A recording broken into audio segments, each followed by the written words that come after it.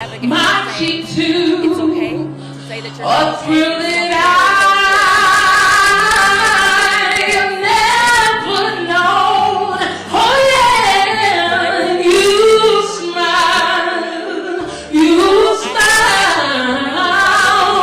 and then the spell was cast. To nominate me for this award. So I'm really thankful. And here we are.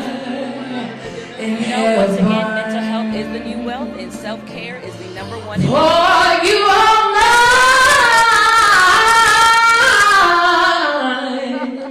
at last, yes.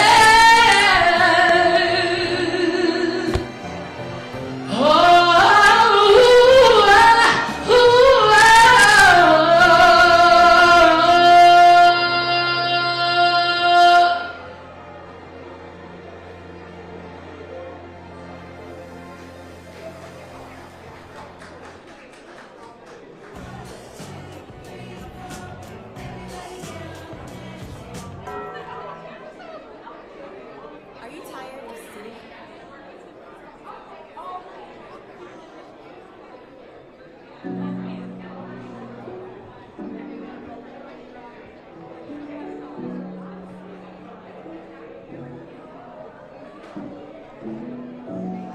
Ooh, yeah, yeah, yeah. I'm so close, I'm so close, I'm so close, I'm so close to your heart. Babe, you're so close, you're so close, you're so close, you're so close to my heart. Baby, oh,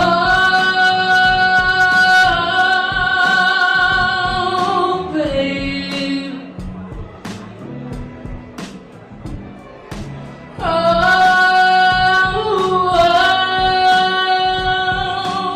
babe,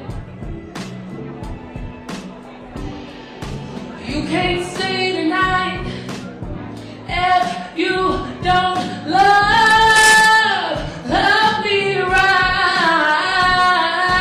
You can't stay tonight if you don't want me right. I fall in love again and again and again.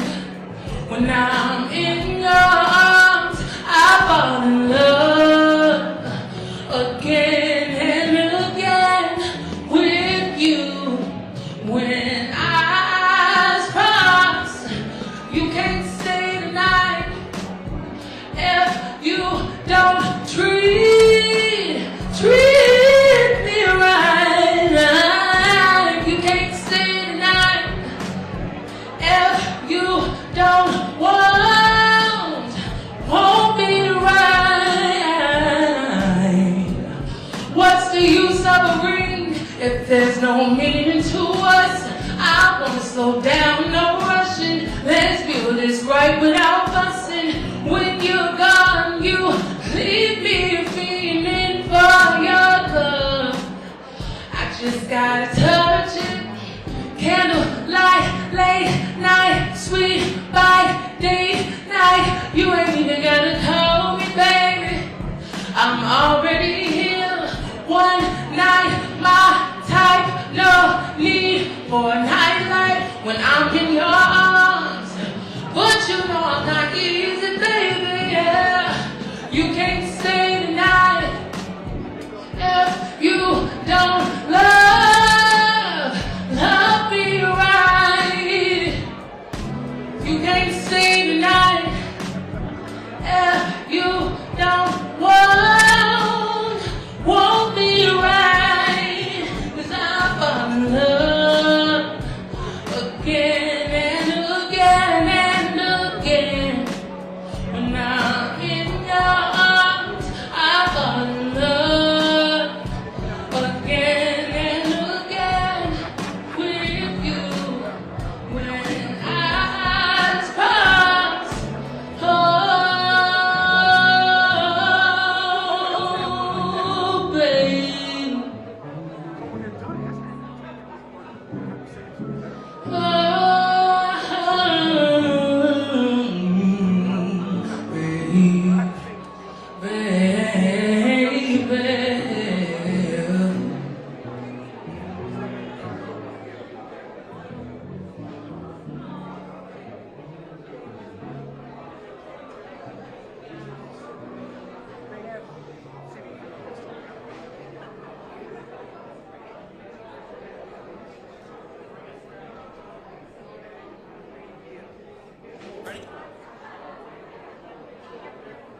When I found out that Google was doing first certificate.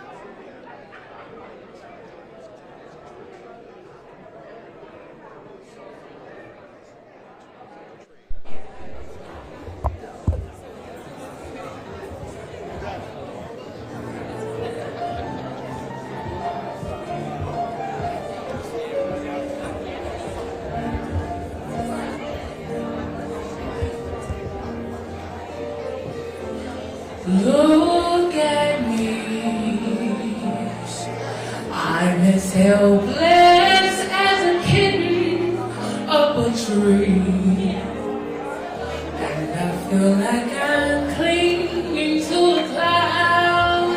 I can't understand, I get misty just holding your walk my way, and 1,000 violins begin to play. Oh, it might be the sound of your hello that music I feel. I get misty the moment you're near. What order are you getting? Can't you see that you are leading me on? And that's just what I want you to do. Don't you notice how hopelessly I'm lost? That's why I'm following you.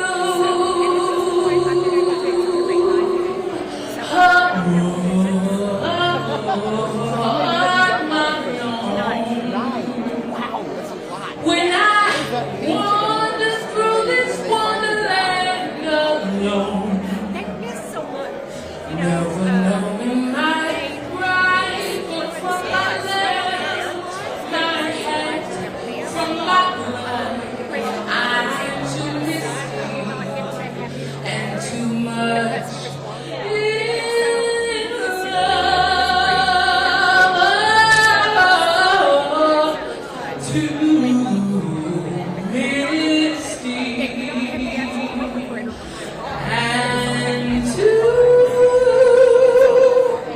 much For you to have your work recognized in such a way.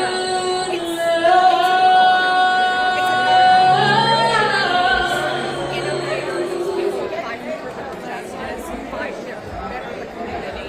So I appreciate it. In all that I was recognizing this. Thank you very much. I Good appreciate evening, it. everyone. We want everyone to start taking your seats. All the honorees, come on to the front. We are going to get started here shortly. So we want everyone to be in their seats so that we can start on time and get everyone out of here on time. And you're going to have a great time this evening. I'm not going to start at this moment, but I'm going to go ahead and introduce myself. I am Ron Reynolds. I am so proud that I will be your MC this evening. So try not to boom too hard. Try not to throw any glasses or I see some law enforcement in here. They'll get you. So no matter how horrible I am, please refrain from any heavy objects. Okay? Y'all loosen up. That was like a really like a terrible joke. Just, loosen up a little bit. I want to thank that lovely singer, Miss Zoe Jack, for the entertainment. Give her a big round of applause. I don't know about y'all, but I have some of those songs on my favorite playlist, and she sounded just as well as the artist. So she is amazing, and we were dazzled. Didn't y'all enjoy that entertainment? This is a tough crowd. Man, this is a tough crowd. Yeah, that's better. This is the red carpet, y'all, and y'all look great. So we're going to get started in just a few minutes. So all the honorees, come on up to the front. This is about you. We don't want to miss any honoree. So if you see an honoree, tell them you're supposed to be up front. So all of our honorees, come on up front. And all of our guests, I see you all the way in the back. Please make sure that you get ready, because we're going to get started here very, very shortly. So I know we're missing a few honorees that are about to come in here, and once they do, we'll give it a few minutes and then we'll get started.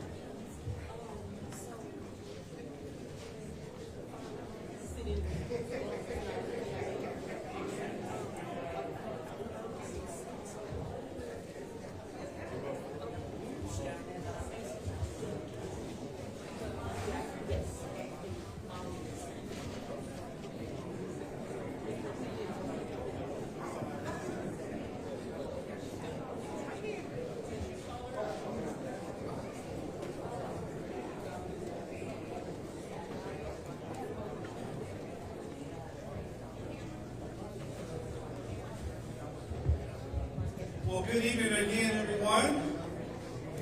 Good evening. Let me have everyone's attention. I am proud to be your Master of Ceremonies for this evening, and this is an auspicious occasion.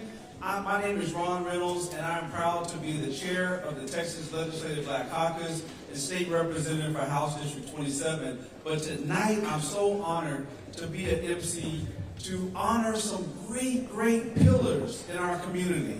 You know, this is one of the most exciting award ceremonies in the city, in the state, in the nation. And let me tell you why. Because I don't know about you, but after the brutal, untimely death of H-Town native, 3rd Ward, Cuney Homes own George Floyd, we had a national awakening, a social consciousness that we haven't really seen in this country since really some think since Emmett Till was lynched in Money, Mississippi. It was a catalyst for change in social justice. But far too often, those who are on the front line, those who are doing the day-to-day work, that are marching, that are protesting, that are making, as former Congressman John Lewis said, good trouble, they often don't get their due. They often don't get their flowers while they can smell them. Far too often we are awarding and talking about them when they're 6 feet under.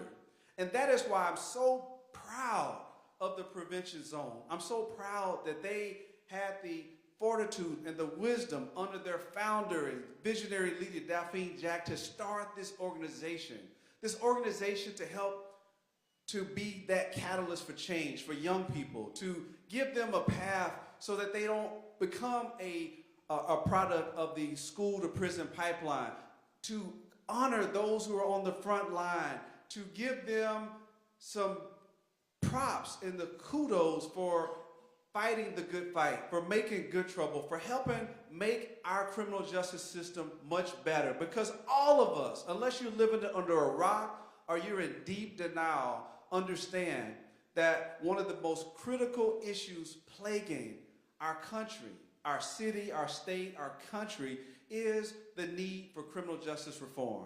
We know that there are far too many people of color that are over-incarcerated. Disparities don't lie. You look at the numbers, and it is unbelievable. We know that far too often there is police brutality. There is longer prison sentences. And unfortunately, so many people that are innocent that are sitting behind jail. And you're going to hear some of those testimonies today. So I'm so thankful for our visionary leader for coming up with a great way that we can reflect on how far we've come, and yet it's still how far we really have to go to achieve Dr. King's dream, that people will be judged by the content of their character and not the color of their skin. That we can eradicate those disparities, those ugly disparities that still exist far too often in our criminal justice system. So ladies and gentlemen, you're in the right place at the right time. This is a sold-out affair, and you all look dashing and beautiful. Give yourselves a round of applause for being here to celebrate some heroes and sheroes. Now, I want you to give a big round of applause to a lady who really needs no introduction. This is one bad sister, y'all. I mean, the epitome of black excellence. The epitome of what Maya Angelou described as a phenomenal woman. Give it up for Miss Daphne Jack, the founder and CEO. As she comes up here, y'all can do better than that. Miss Daphne Jack. That's right. Don't she look beautiful? I am so, so proud. And when she called to ask, Donnell, you got to move a little quicker. You want some more bolts, man. But when she called and said, would you mind emceeing? Without hesitation or equivocation, I said, absolutely, I would be honored to. So ladies and gentlemen, it is my pleasure to present the visionary leader that made this all possible, Ms. Daphne Jack. Thank you.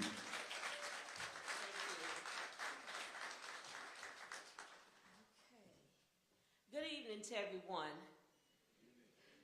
Ladies and gentlemen, distinguished guests, and esteemed colleagues.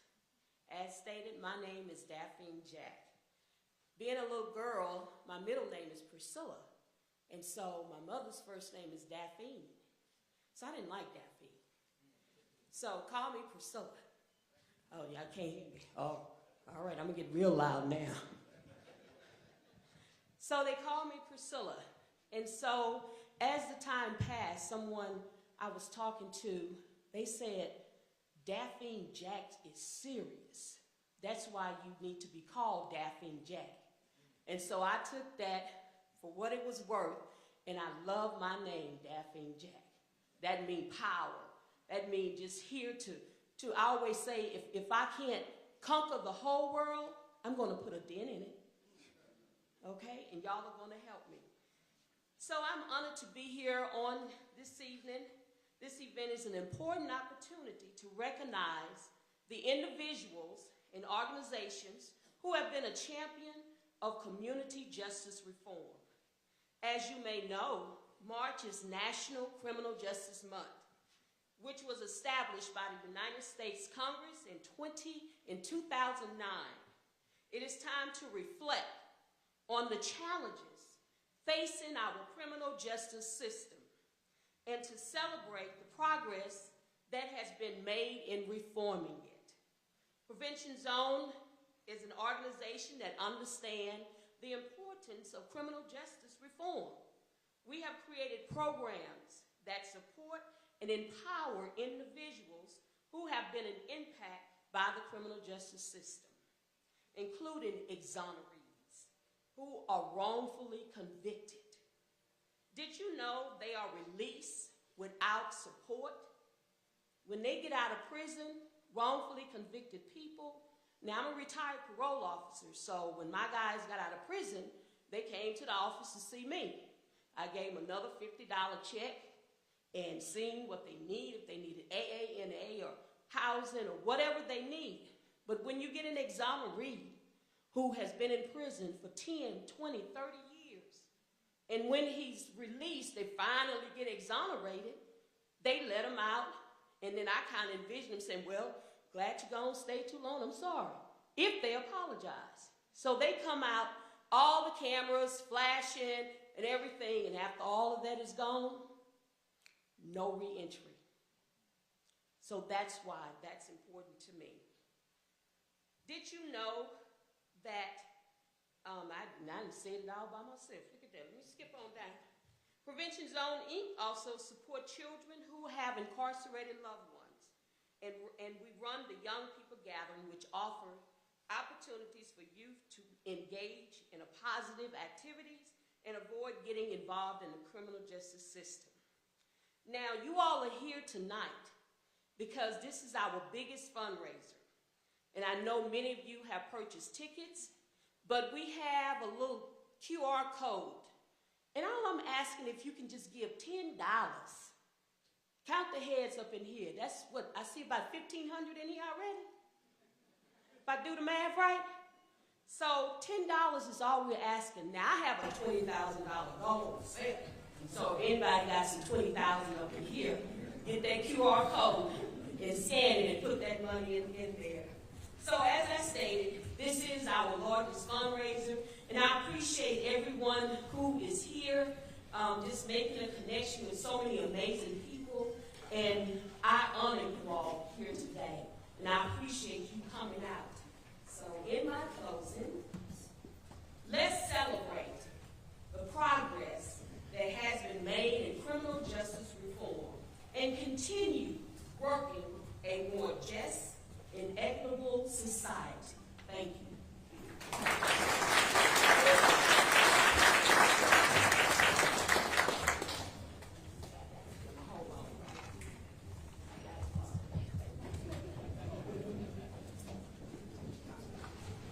give it up again for our visionary leader. I am so proud of you for your wisdom and your vision, and seeing it come true must be quite an honor. And next we're going to bring up a person that we all know very well. And some of you may not know him because he usually is behind the scenes. Well, I don't want to skip that. I think I have to do the keynote speaker next. So I almost skipped a very important part. Our next person I'm going to bring up is a dynamic person who is someone who is not from this community, but she got here as fast as she could. Her name is Ana Vasquez, and she is one of the women known as the San Antonio Four. And if you don't know it, you're going to know a lot about it today. She's unfortunately spent 13 years behind bars for a crime that never actually occurred. Can you imagine spending 13 years, Minister Muhammad, for a crime that she never committed? Think about that. Some of the most formative years of your lives, and you're behind bars for something that you never actually did. In 1994, when she was only 19, Ana and her 3 friends were accused of sexually assaulting 2 minors. The incident was part of the satanic panic over a decade of national hysteria over claims of satanic ritual abuse of children. Further, the fact that Ana and her friends had recently come out as gay and their families was used by the prosecutors as a motive for the crime, conflating being gay with being a child predator. In February of 1998, Ana was convicted and sentenced to 15 years in prison. Some of y'all may have heard about the Innocence Project. The Innocence Projects of Texas began investigating the case in 2011, and Ana was released on parole in 2012. In February of 2016, the Texas Court of Criminal Appeals vacated the convictions of Ana and her 3 friends, ruling that they were actually innocent. Her story was featured in 2016 documentary Southwest of Satan, the story of the San Antonio Four. Ana is now the director of outreach for the Innocence Project of Texas. In her role, she serves as a spokeswoman for IPTX and the Innocence Movement, representing IPTX to a diverse range of stakeholders and in a variety of media. Now, I can go on and on, but I want you to hear directly from Ana, who is truly a person who turned her pain into purpose. Ladies and gentlemen, give it up for none other than our keynote speaker for the evening, Ana Vasquez.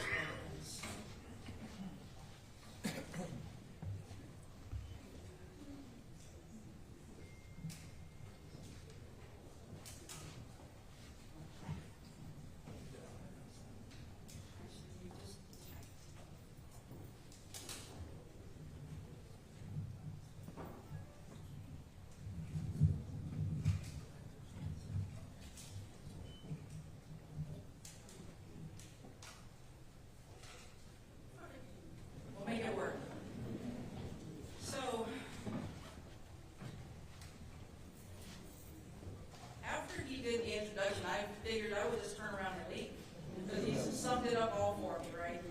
But I want to thank you for the introduction. I want to thank Prevention Zone, Daphne. We have done a few things together. As you had mentioned, there is no resources for people that have just been released from prison as an exoneree, or in between you are fighting for your innocence, but you are released from prison.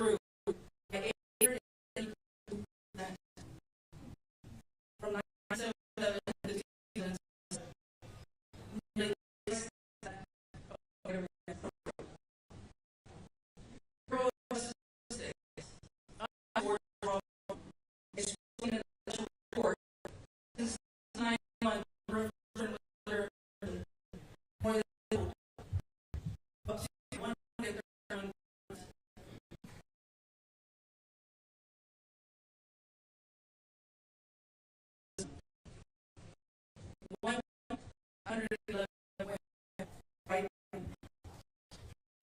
Since slightly improvement in her life in the United States.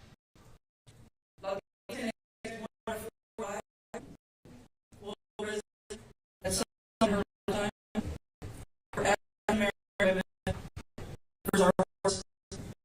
one of 18 black experience.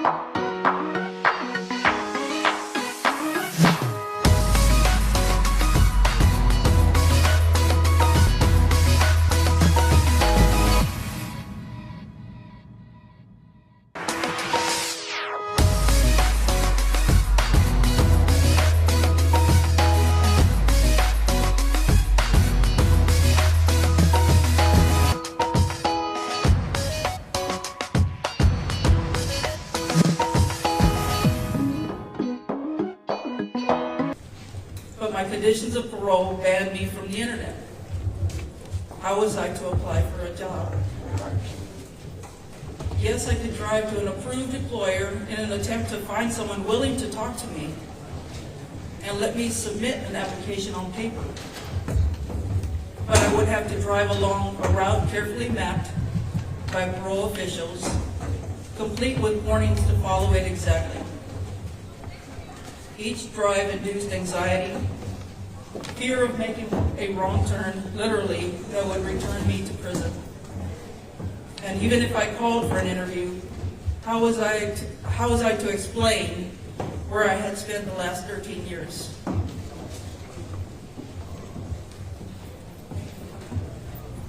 Now, there is a list of employers that are circulated inside the prisons, but to be honest, they're pretty worthless. No offense, but they serve more as reminders of how little we are given to get our feet on financial ground. I wanted to reconnect with my family, friends, and my community, but some friends were still in prison, and those that were not were subject to an array of restrictions if they wished to see me. Oaths to authorities that they would come forward if they saw me with a phone that had a camera, or if I watched a movie that was rated higher than PG-13. I was lucky to have a family and friends that stood by me through all of that.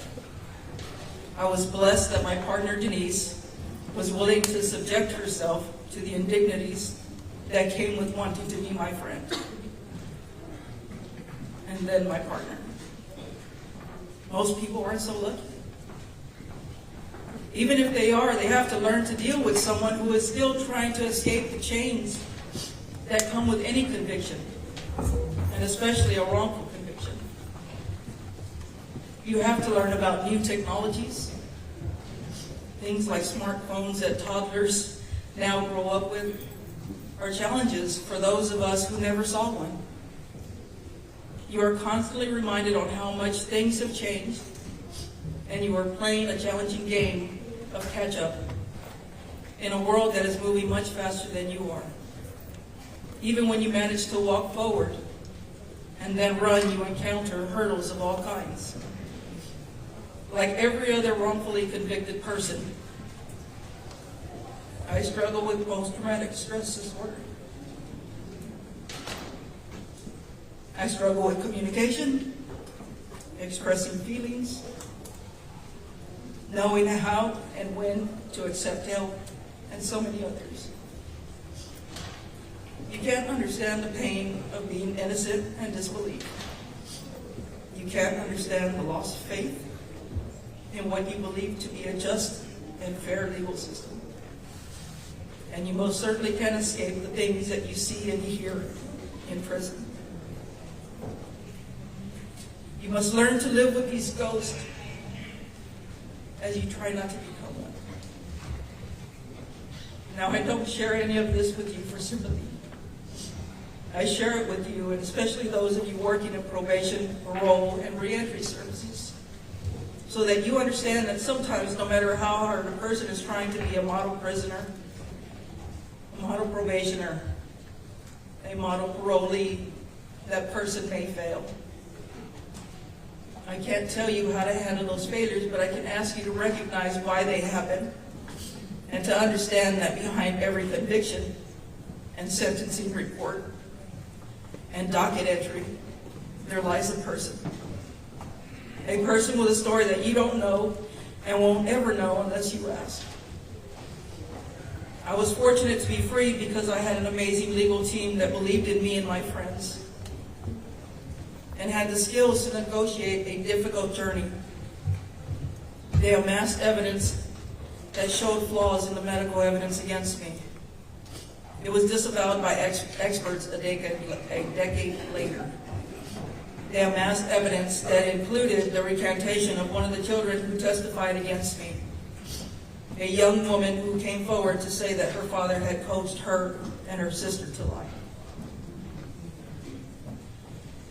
My legal team advocated for a change in Texas law and gave them the ability to bring forward this evidence of innocence.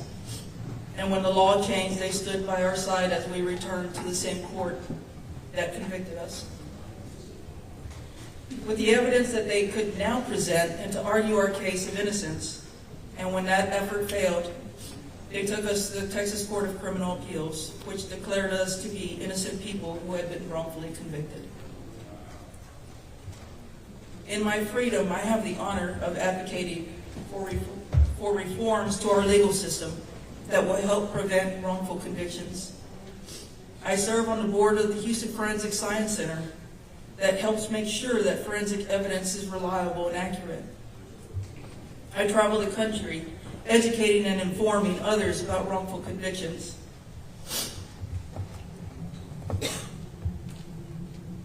Urging them to remember those that have gained their freedom, as well as those still fighting to be free. I have the love of my partner, family, and friends.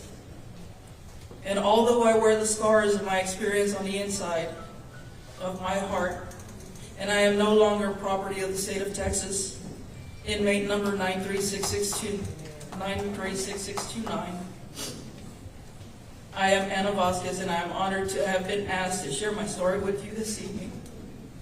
Thank you for your time and allowing me to share my story.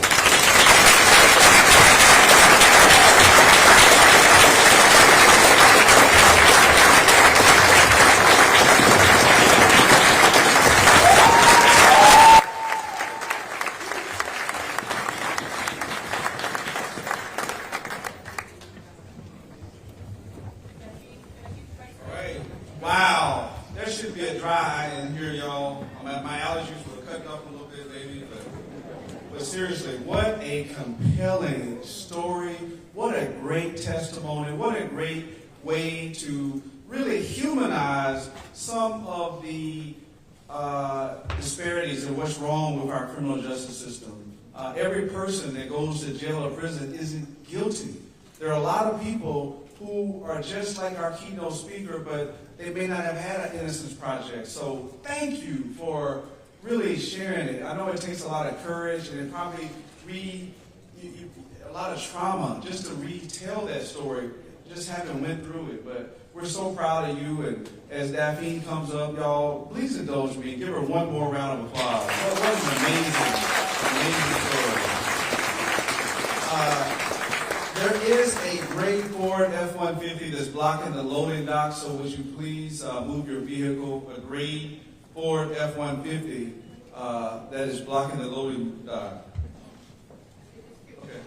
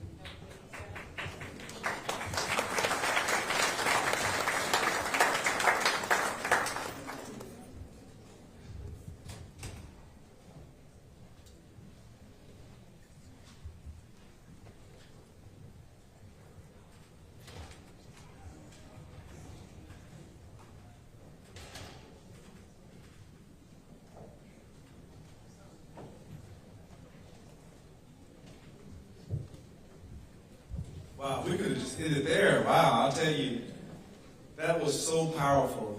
Now for the moment that we've all been waiting for, where we give some props to some amazing, phenomenal heroes and sheroes.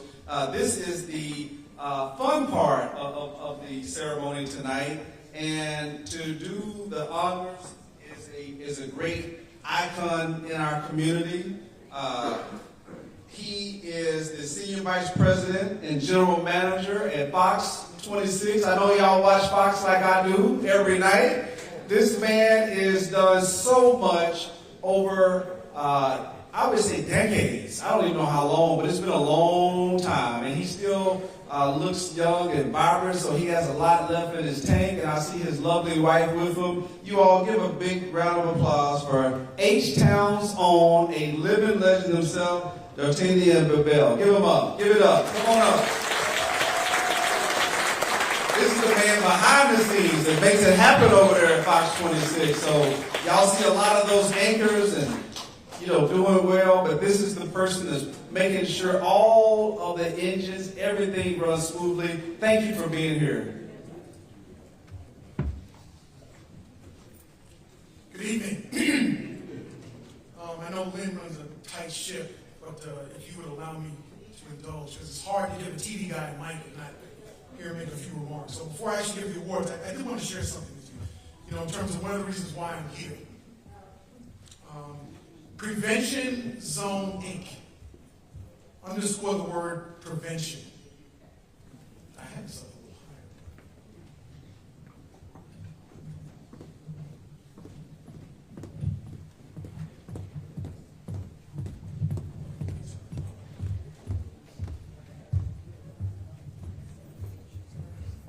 You don't hear me? Yeah. I can yell. All right.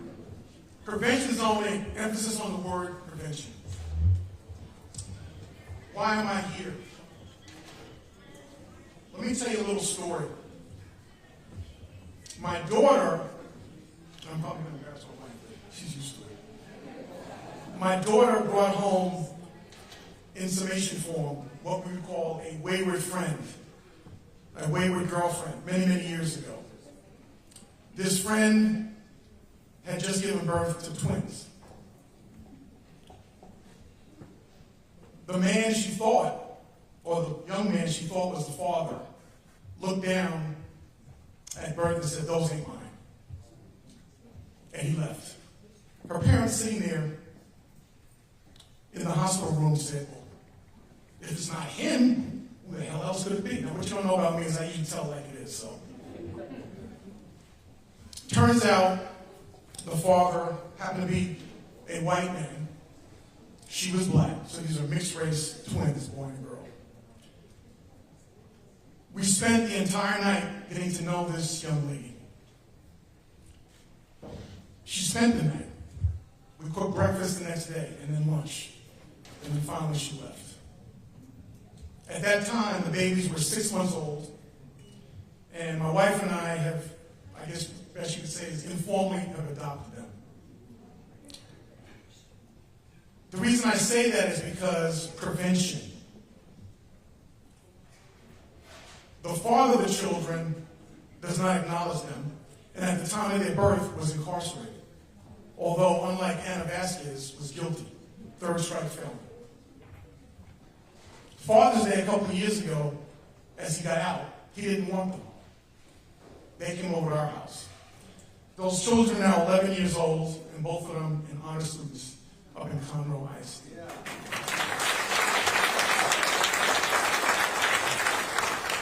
Now, we're not unilaterally responsible for that, but when I read about Prevention Zone Inc.'s mission of transforming lives, one child, one teen, one man, one woman, and one family at a time, it reminds me of what my wife and I have chosen to do.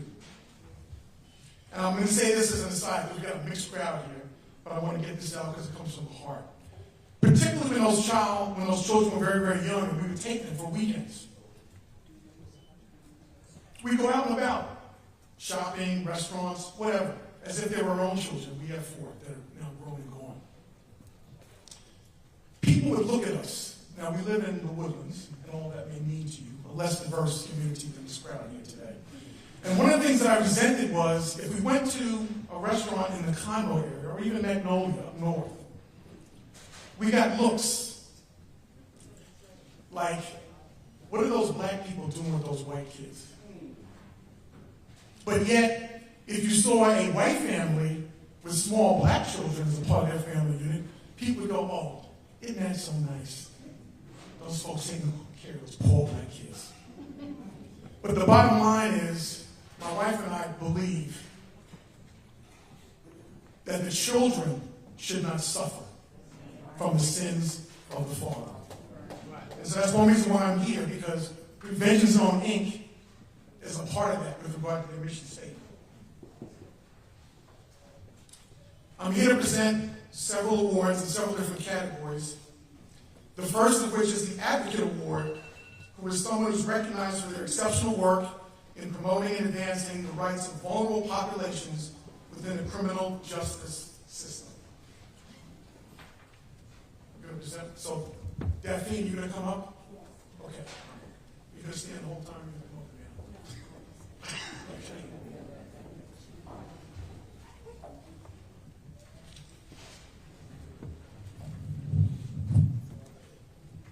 The first recipient, Talisha Fogel Simon, Advocate for Children and Youth. Talisha Fogel Simon is a dedicated educator and youth development visionary with over 22 years of experience who founded Choice Nation Academy in 2017 to bridge the gap between homeschool and the community. Congratulations, Ms. Fogel Simon.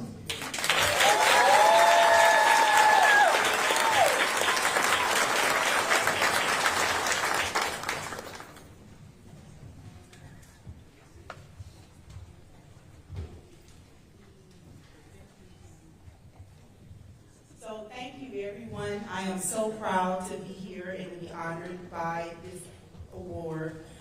This was very much a surprise to me, and I want to thank you to those of you who have nominated me, Mr. Alfredo.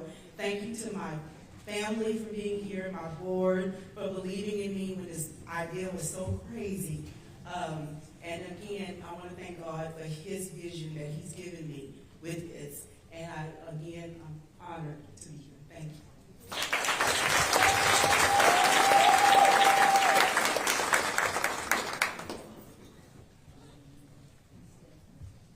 Now, while they do that, as Daphne said earlier, this is their biggest fundraiser of the year.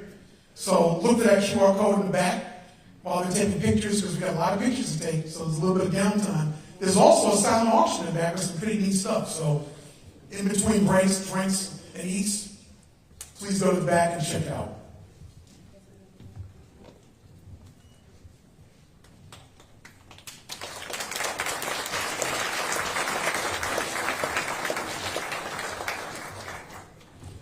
The second honoree is therapist Marla Wallaace Proctor, behavioral and mental health advocate. Marla Wallaace Proctor is a highly experienced and qualified professional counselor and affiliate sex offender treatment provider, and with 29 years of experience in the criminal justice system. Congratulations, Marla Wallaace Proctor.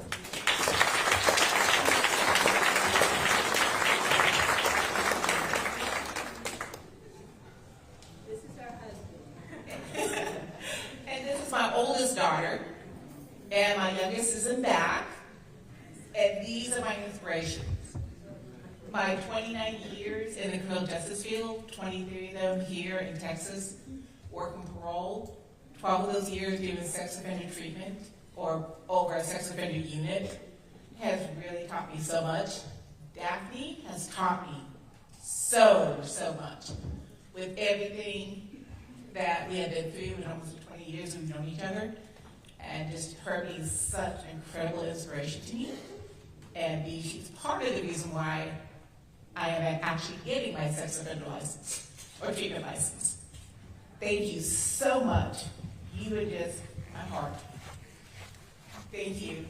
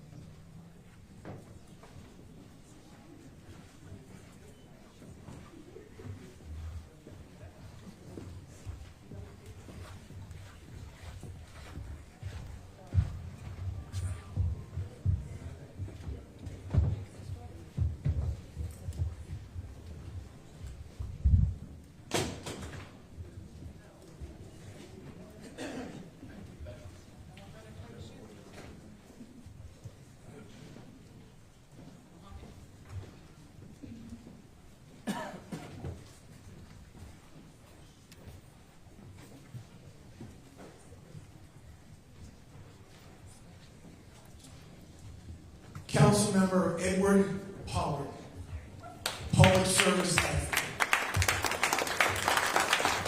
Councilman Edward Pollard is Vice Chair of Budget and Affairs in District J, who is devoted to enhancing the lives of his constituents through his active involvement in committees focused on economic development, public safety, and mentoring young men.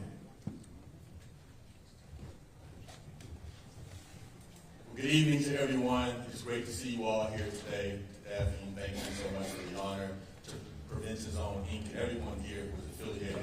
I really appreciate it. I want to give a huge shout out to all the honorees because it's going to take a collective effort from all of us to be able to continue to do this work. I want to give a huge and special shout out to our MC, State Representative Ron Reynolds. I'm the only black male that currently sits on Houston City Council, and I try to use my voice on that microphone for all the men who cannot sit up on that horseshoe. But I know at the state legislature, Ron Reynolds does an excellent job of speaking out for us, speaking out for communities, and talking about these issues at the state level. So I want to give a little bit of my time to give him his props as well. So God bless you all.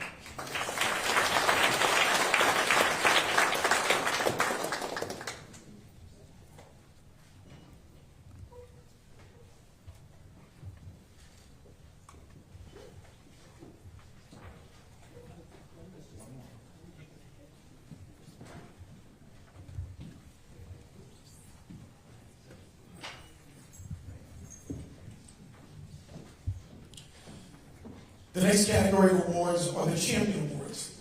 It's an honor given to individuals or organizations who have demonstrated exceptional education, dedication, commitment, and achievement in promoting justice and fairness in the criminal justice system. The first recipient is Brother Derek Muhammad, Champion in the Community. Derek Muhammad is a Houston-based activist and organizer renowned for his work on social justice, black male development, police brutality, racial inequality, and other critical issues, and for his documentary, book, biannual summit, annual event, lectures, and nationwide media presence. Congratulations, Eric. Greetings. Let me first say thank you to Sister Daphne Jack. Thank you so much to the Prevention Zone and to everyone who came out here tonight. It's a pleasure, a privilege, and an honor to be honored by the Circle of Excellence and the Prevention Zone. I was always taught that the greatest honor is not to be given a Grammy or an Emmy or an Academy Award, but the greatest honor is to be honored by your own. So I'm grateful today. Prevention Zone. Prevention is the zone that we should all be in. Frederick Douglass said that it is easier to raise strong children than it is to repair broken men. Too often, our young ones enter into the criminal justice system and we never get them back. So we have to be about the work of preventing them from entering into that system in the first place. We are, dealing with a serious crisis in our city, in our state, and in our country. There's an African proverb that says that when a child does not feel the love of the village, they will burn it down in order to feel its warmth. And so the Prevention Zone is one of many organizations who's there to prevent that burning by making the children feel the warmth of the love of the community. We're all charged with doing it. Thank you so much for what you're doing, and we stand lockstep with you. God bless you, and thank you for the award.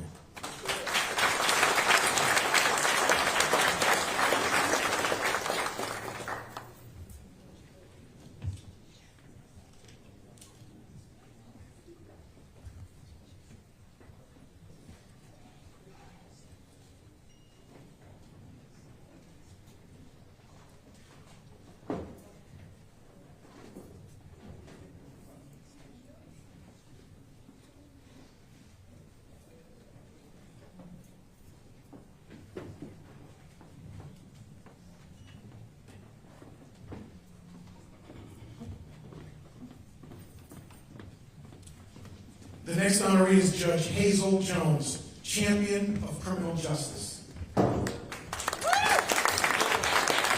Hazel Jones is an exemplary 26-year veteran of the legal profession, having served 3 terms as the judge of the 174th Criminal District Court, volunteering as a star drug court judge, and chairing the Texas Center for the Judiciary. Congratulations, Judge Jones.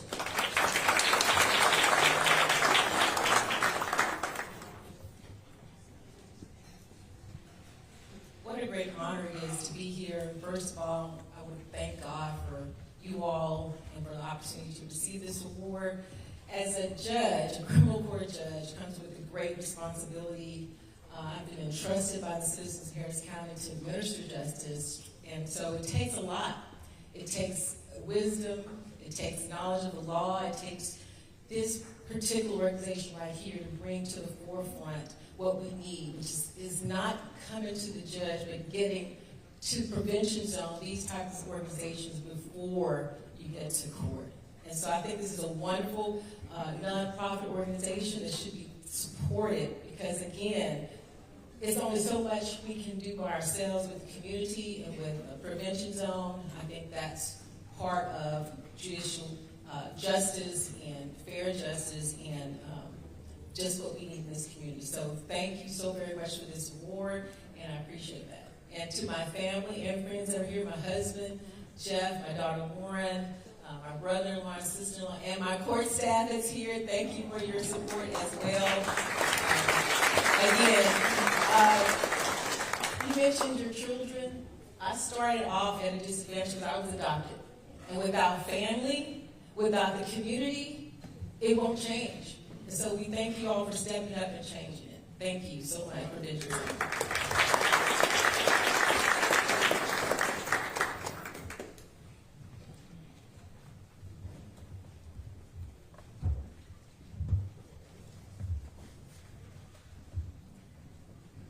Just as a sidebar, while they're taking pictures, we referenced as part of her bio the STAR Drug Court program,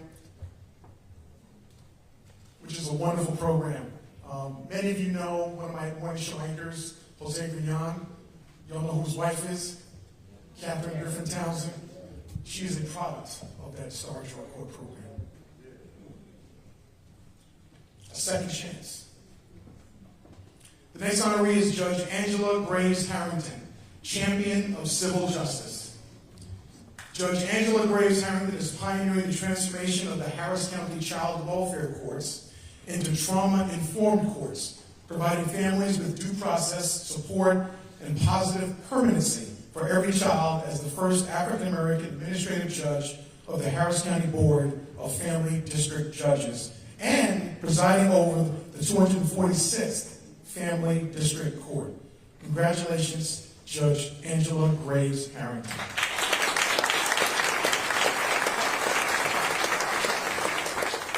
Good evening, everyone. I would like to thank Ms. Daphne Jack. I am very honored. The Prevention Zone is something that I've learned of recently in the past couple of years, but the work is great.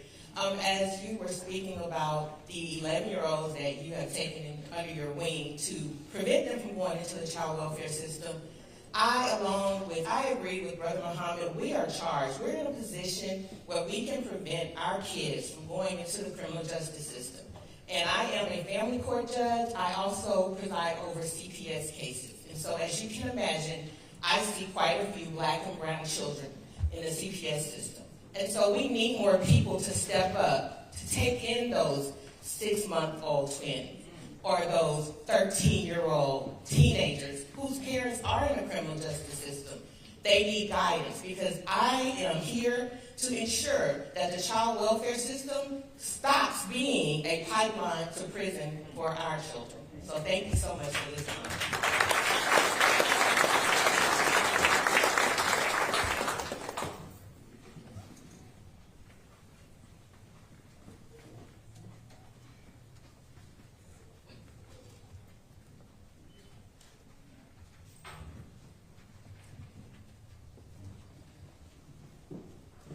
Walk slow.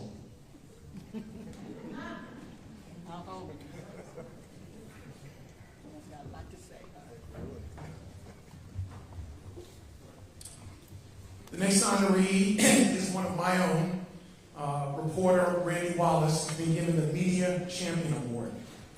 Randy Wallaace is a 5-time Emmy Award-winning reporter known for exposing wrongdoing through his investigative reporting on topics including elderly widows' evictions, Medicare wheelchair fraud, and a halfway house for convicted sex offenders.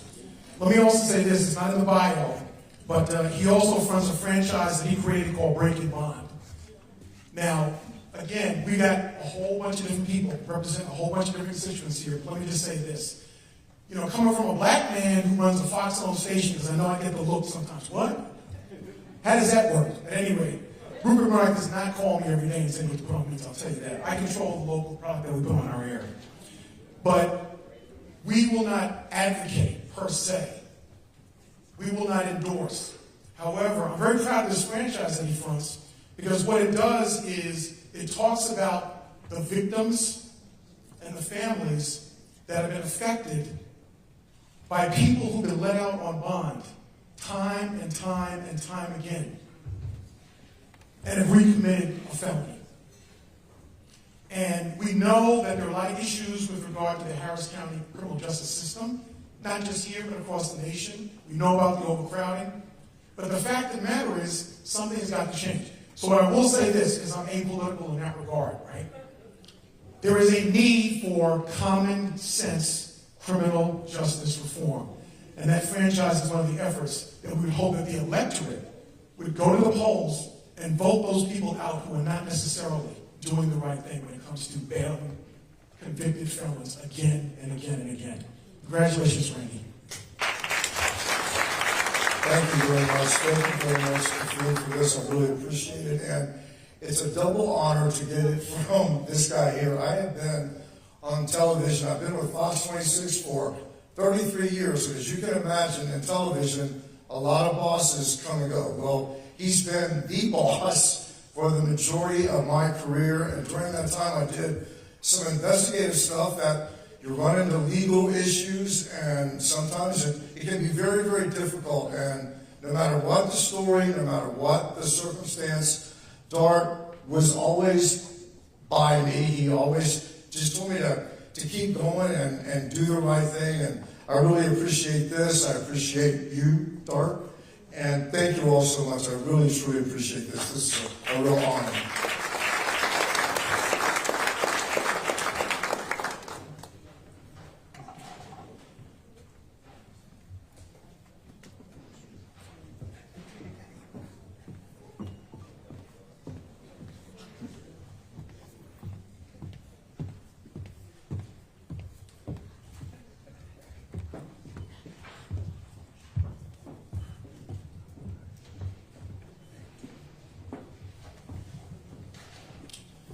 The next series of awards is called the Outstanding Awards category, and it's recognition of honor given to an individual or entity for exceptional performance or achievement in the criminal justice field. It is an accolade that distinguishes the recipient from others in their respective field or industry, and it may be given for a variety of reasons, such as outstanding community engagement, criminal justice educator, mentor, or organization. The first recipient really needs no introduction, although he and I have never actually met. Tim Miller, Community Engagement. Tim Miller, the founder and executive director of Texas EquiSearch, Mountain Search and Recovery, has dedicated over 20 years to reuniting 500 plus missing persons with their families.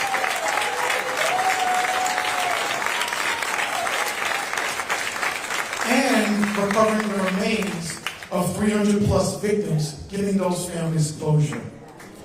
Through an internationally recognized nonprofit organization that has conducted 2,400 searches in 42 states and 11 countries. Congratulations, Tim.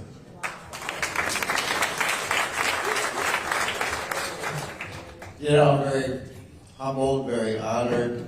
EquiSearch isn't something that I chose. You know, it chose me after the disappearance of my own daughter, and 17 months later, her body being located. I remember every minute of that 17 months, and after Laura's body was found, I made a promise to God, Laura, I'd never leave the family alone.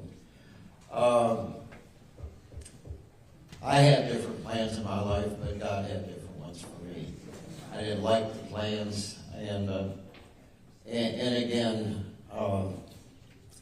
I think something was said earlier about somebody's not recognized until after they're 6 feet under. And you know what? Laura wasn't recognized until after she was 6 feet under. You know, one of the cases that we, if I can talk just one more minute, is Malia Davis' case. We searched and searched and searched for little Malia. I got the phone call where she was at. And if you want to hear a heartbreaking story, I got a hold of the homicide detective. I said, we need to get on an airplane now. He says, well, I got to get it approved. I said, no, we've got the airplane. Unfortunately, when we left, Malia was ran over by a tractor and a brush hog 2 hours before we got there. To be on that site and see that little girl's pieces all over the place and spending hours picking up her pieces and putting them in a little body bag. And then we got in an argument with the authorities in Arkansas. We said, that's our girl. They said, it's our jurisdiction. I said, we're bringing her home. So anyhow, we finally convinced them, and Arkansas State Police took me and another person to Walmart where we bought an ice chest to put her in. I think we remember the last sightings that we see of her was leaving her house in a basket and a black garbage bag. The person that was with me in Walmart, I was at the checkout lane, and I said, where in the world is she at? When she came up with this beautiful little baby blanket that we actually put over the ice chest and said we're taking her back home. Nobody talked on an airplane when we brought little Malia home. Somebody did a sculpture of Malia. It was given to the city. The city decided that was serves that. When you walk in my office, there's my daughter's picture and Malia's sculpture right underneath. And, you know, I think about Laura every day. Nobody can take her place. But you know what? I met the greatest people in the entire world because of her death. So I'll keep doing what God's plans are, not Tim Miller's. And thank you. I'm so humbled and honored. God bless you all. Thank you.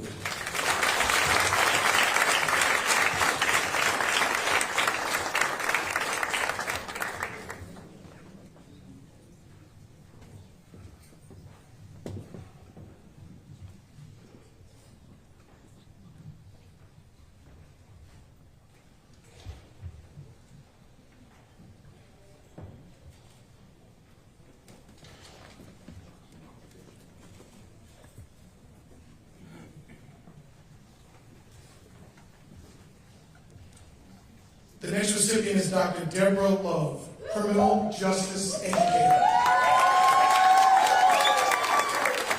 Dr. Deborah Love is an adjunct faculty in criminal justice at Lone Star College, University Park, with a wealth of experience as a Houston police detective and expertise in female sex trafficking, juvenile justice, and racial disparities, and is the author of the acclaimed publication, Challenges to Reintegration, a qualitative, intrinsic case study of convicted female sex traffickers.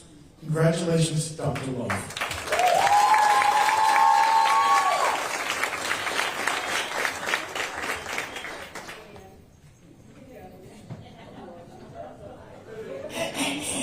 Good evening, everybody. Good evening.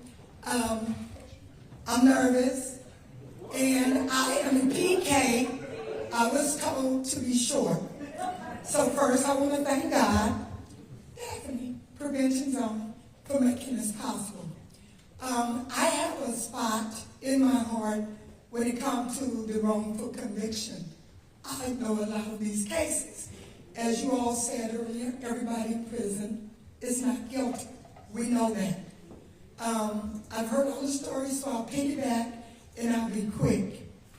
I thought about when I was coming up what I wanted to say, but everybody took it. But I'm a chatterbox, so I'm going to say this. My mind go back to the speech of Dr. Martin Luther King with the dream that he had of everybody uniting together Well, we're not quite there, but we are making a step. I'm so grateful to look out on this whole side and see my family, my dad, my mom, my friends, co-workers, classmates, and all. So with that said, I'd like each of you all to help me help this system change to get our children, let's say, from the registration in college to graduation without incarceration. If we can do that, then I think we're almost there. Thank you all.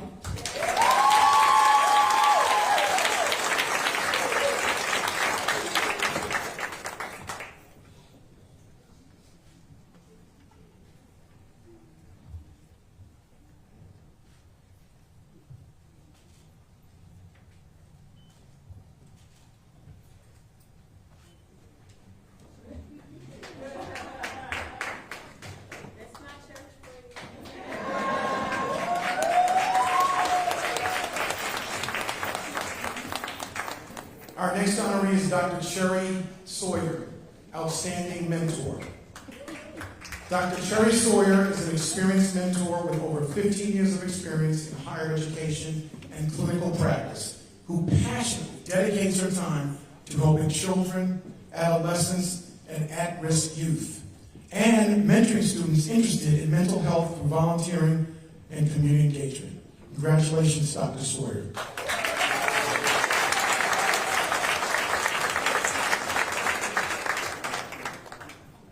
Hello, good evening. No. Hello, good evening. Yes, it's a happy and blessed Sunday. I definitely want to thank Daphne and the Prevention Zone for this honor. I remember the first time we met. I definitely have to give a big shout out to my mom, my dad, my aunt, my uncle, my cousins, I see you, and my mentees and my colleagues. For me, as being a clinician, my mantra is mental health is the new wealth. And so many times within the African American community, we're quick to put a label on our Black children without actually taking the time to understand the trauma they have endured. So with that being said, I take the time to educate and help people understand that not all of our children of color are traumatized. They're expressing themselves that may come out as a clinical diagnosis, but actually it is not. And one thing I want people to understand is that self-care is important. Wait a minute. Self-care is important. And also, it's okay to say no. So repeat after me. It's okay to say no. It's okay to say no. Blessings and thank you.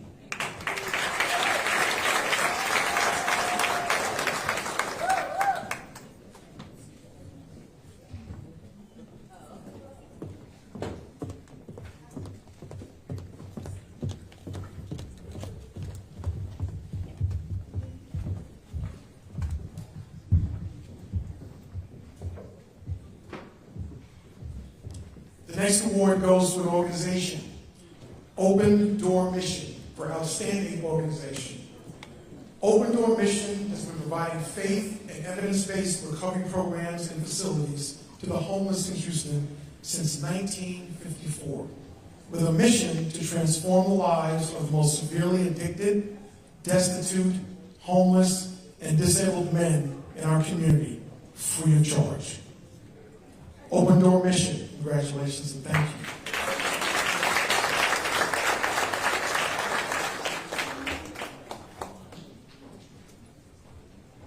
First of all, I just want to thank God. It is truly an honor and a pleasure to be here with all of you and with all my fellow honorees. I never thought in a million years that I would start off in the program to now have the opportunity to stand before you as staff in our development and our department to make the program a better place for the brothers that are yet to come through. Hope lies in the Open Door Mission, restoration, peace, joy, and guidance. New starts definitely live at the mission, and it's a place where new beginnings can begin. Though the program is only 5 to 6 months, whatever person you visualize yourself being when you walk in, by the time your time has come, you can be that man that you expect to be. I want to thank my colleague, Mr. White, as I pass it over to him as well. Thank you, everybody. And I thank you, Ms. Daphne, Prevention Zone, for the honor. there's so much that goes on in our spaces that goes unnoticed. So I appreciate the opportunity to represent on behalf of my organization. Like Richard, I'm an alumni. I graduated the program May 2020. I was an alcoholic, but I went and received help and treatment from Oakland, Michigan. Today I serve as controller, management, finance, and HR. So God can do it, and there's nothing He can't do. And we thank you, and thank you so for it also.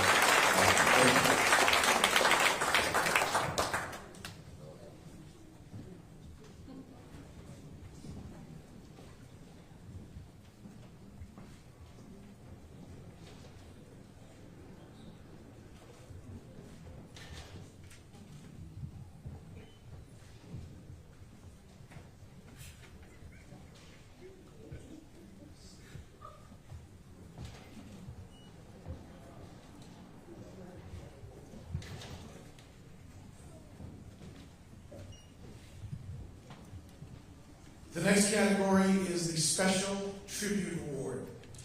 The Special Tribute Humanitarian Award is a prestigious recognition that acknowledges individuals or organizations that have made significant contributions to criminal justice reform. Sponsorship for this award is an opportunity for businesses, foundations, or individuals to demonstrate their support for the cause of criminal justice reform. For the second year, the sponsorship for this award is Sheepdog Foundation.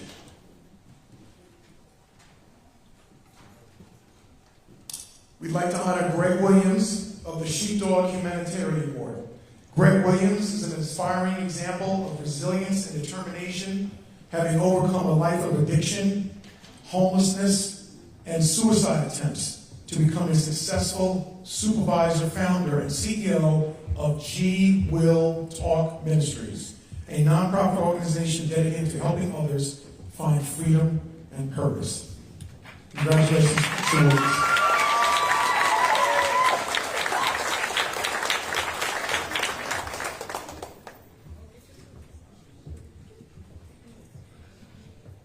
Thank you so much. First, giving honor to God.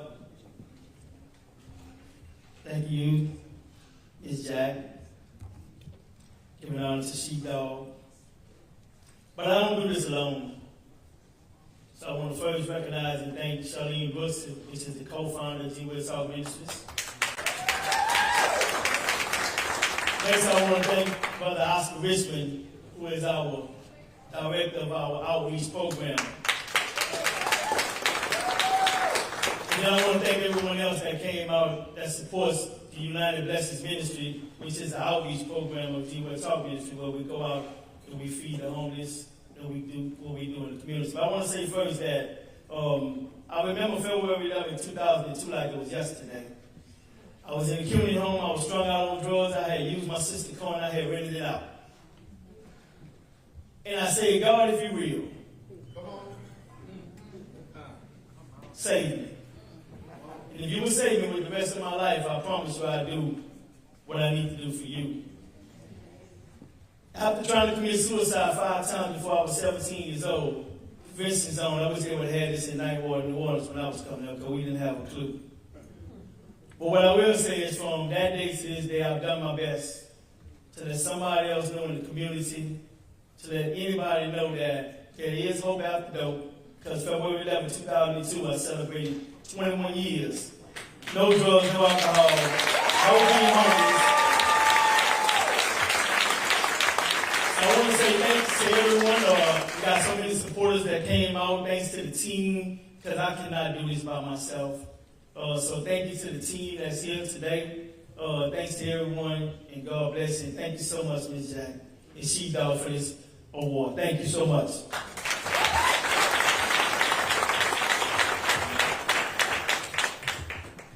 Hit that QR code. Where is it? In the back somewhere? And the silent auction.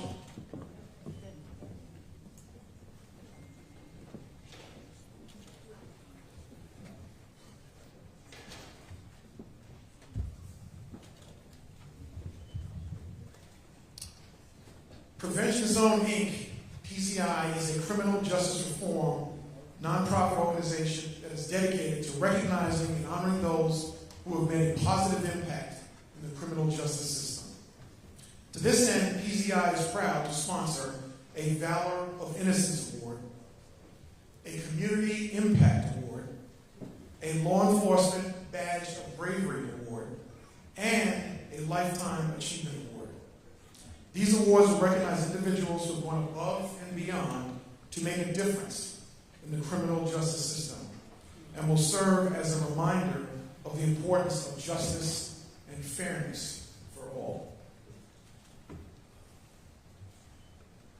The first recipient of the Valor of Innocence Award goes to Attorney Michelle Moore.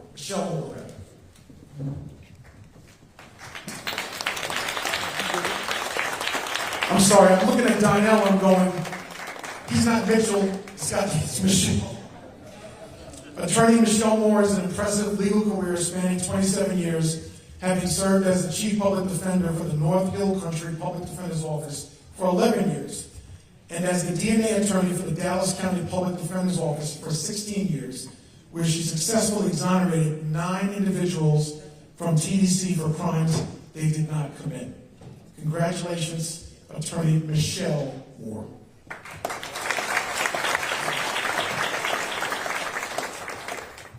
It's an honor for me to be here. This lovely young lady right here, I was sitting in my prison cell. I was wrongfully convicted of capital murder. I served 13 years in prison for that crime that I did not commit. One day I'm sitting in the day room looking at the news, and guess who appeared on TV? Michelle Moore. I had prayed maybe months ago for God to give me a blessing to free me for a crime I did not commit. Michelle came into my life, got my freedom, and there is the reason that I want to be here and present her with this award. Thank you, Michelle.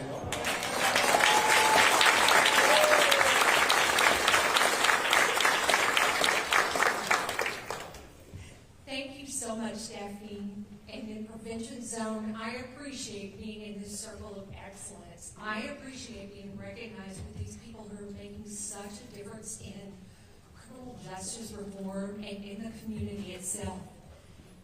I am so honored to have worked on these cases.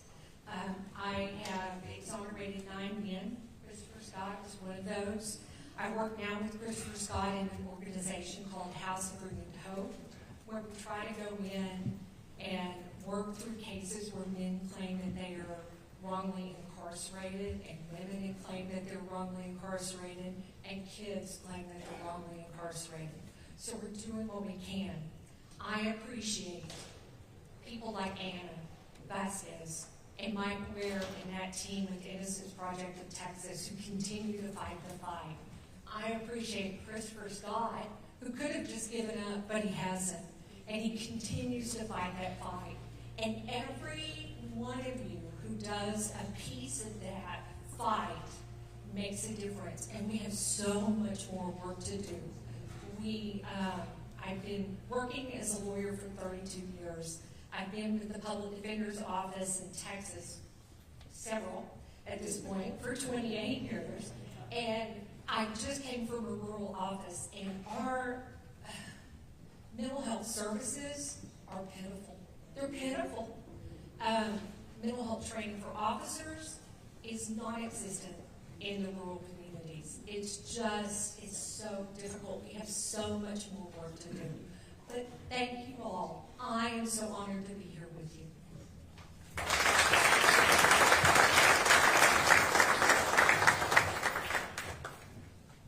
I gotta tell you, I'm in the wrong business.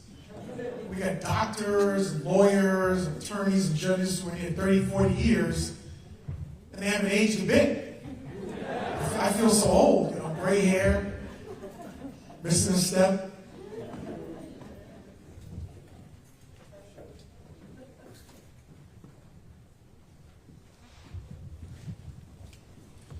Okay, the next recipient, again, at least from my perspective, really needs very little introduction.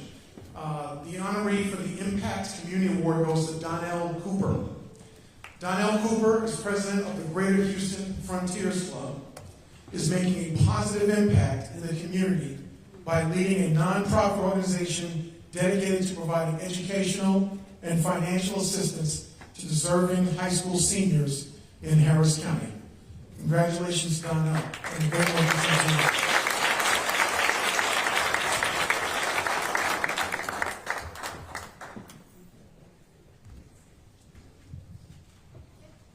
Good evening, how's everybody doing today? Great, great, great. I want to definitely thank Ms. Daphne Jack and the Prevention Zone for just being honored on this evening. When I think about the Prevention Zone, I immediately think about the times back in the early 2000s when I served on the board chair for No More Victims. No More Victims was a youth-based institutional program housed at North Forest High School.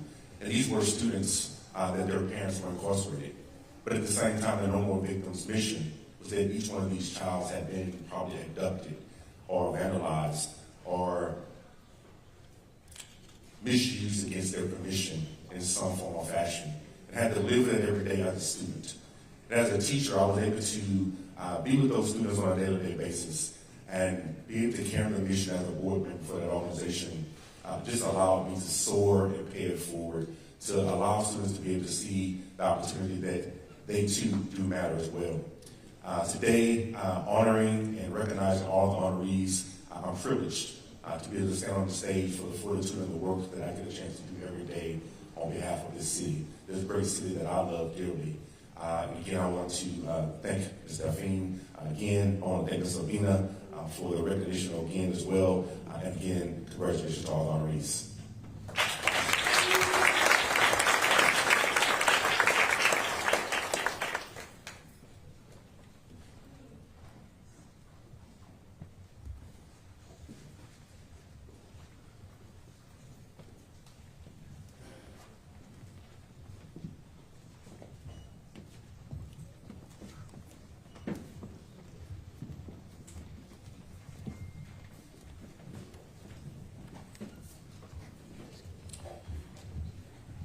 Our next award is the Law Enforcement Badge of Bravery Award, which goes to Sheriff Eric Fagan. Sheriff Eric Fagan is a highly experienced and dedicated public servant, having served Fort Bend County for 30 years and becoming the first African-American sheriff since Reconstruction. With a proven track record of success in mediating over 200 cases, providing dignitary protection and planning for catastrophic events, as well as collaborating with multiple law enforcement agencies to ensure the safety of citizens and visitors. Sheriff Eric Fagan.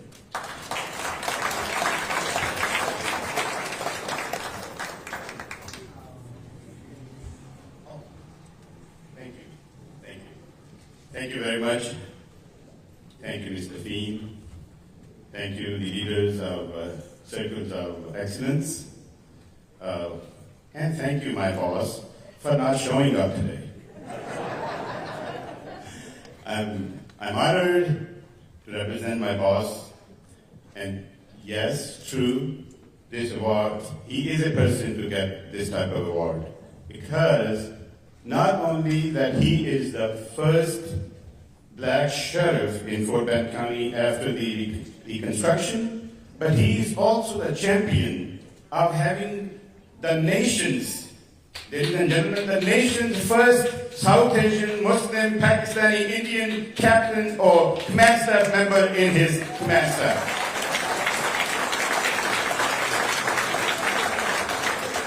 Thank you, thank you, thank you.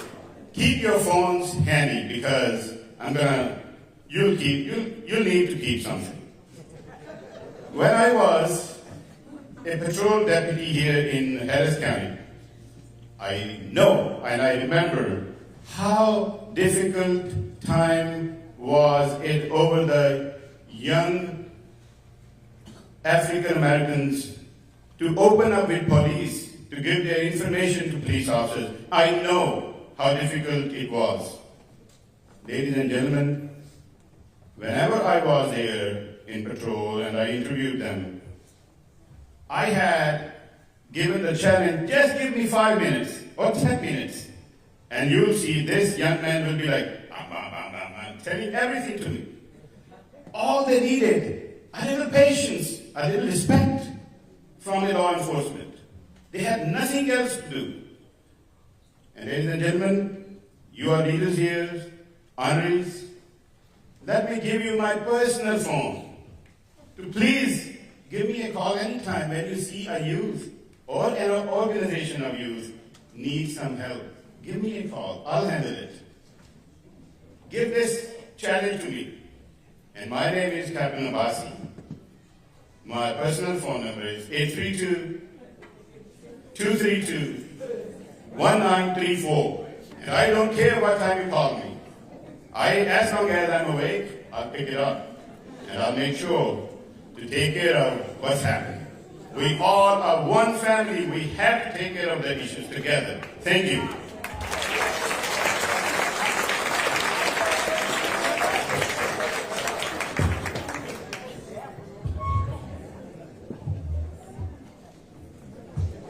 So, Captain Wallaace, I must ask, now that I have your cell, does that work for parking tickets or moving violations?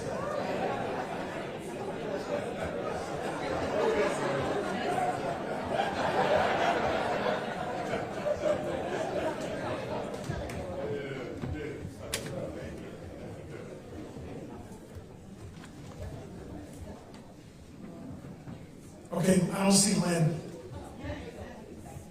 Okay, so.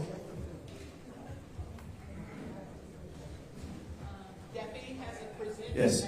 So you all give all of those distinguished honorees a big, big Texas round of applause. And I got something for those who didn't come up here and receive awards today. I got a challenge for you. You all heard someone quote Dr. King, and I'm thinking of a quote that really all of us have to answer. And he once stated that life's most urgent and persistent question is, what are you doing for others? We heard these distinguished honorees, and they've been doing a whole lot of things for others. And I want you all to answer that question. What are you doing for others? How are you paying it forward? How are you making it better for the next generation? And I'm going to bring up someone, I'm going to take a point of personal privilege, and I did get permission. Sometimes you have to ask for forgiveness than permission, right? But I did ask for permission. So we have one of those pillars in the room right now. He wasn't on the program, but I would be remiss if I didn't bring up who is now a national icon. You all saw him during the height of the George Floyd trial, in the aftermath of it, in terms of police accountability. I'm going to ask you all, and I hope I'm not putting them on the spot, but sometimes you stay ready so you don't have to get ready. If I can get Mr. Thelonious Floyd to come up here and just share a little bit. We can't have this stage and not have a national H-Town treasure and not hear directly from him.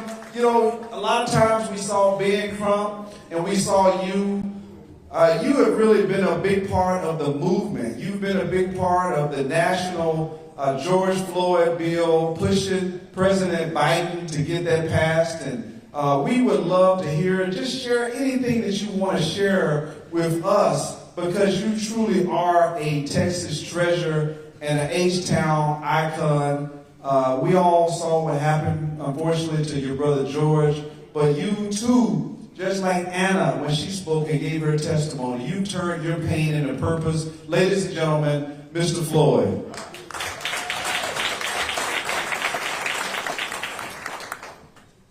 This is all moving too fast.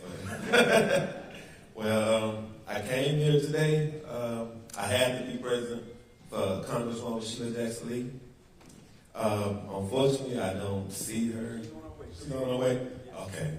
But standing tall through all in that trial, it was one of those times that I never want to go back to.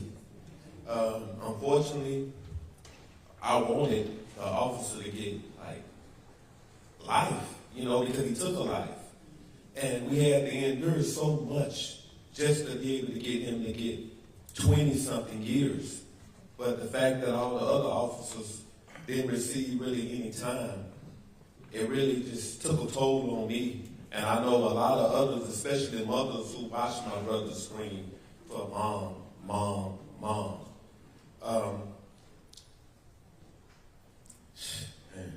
just thinking about all the things I had to do.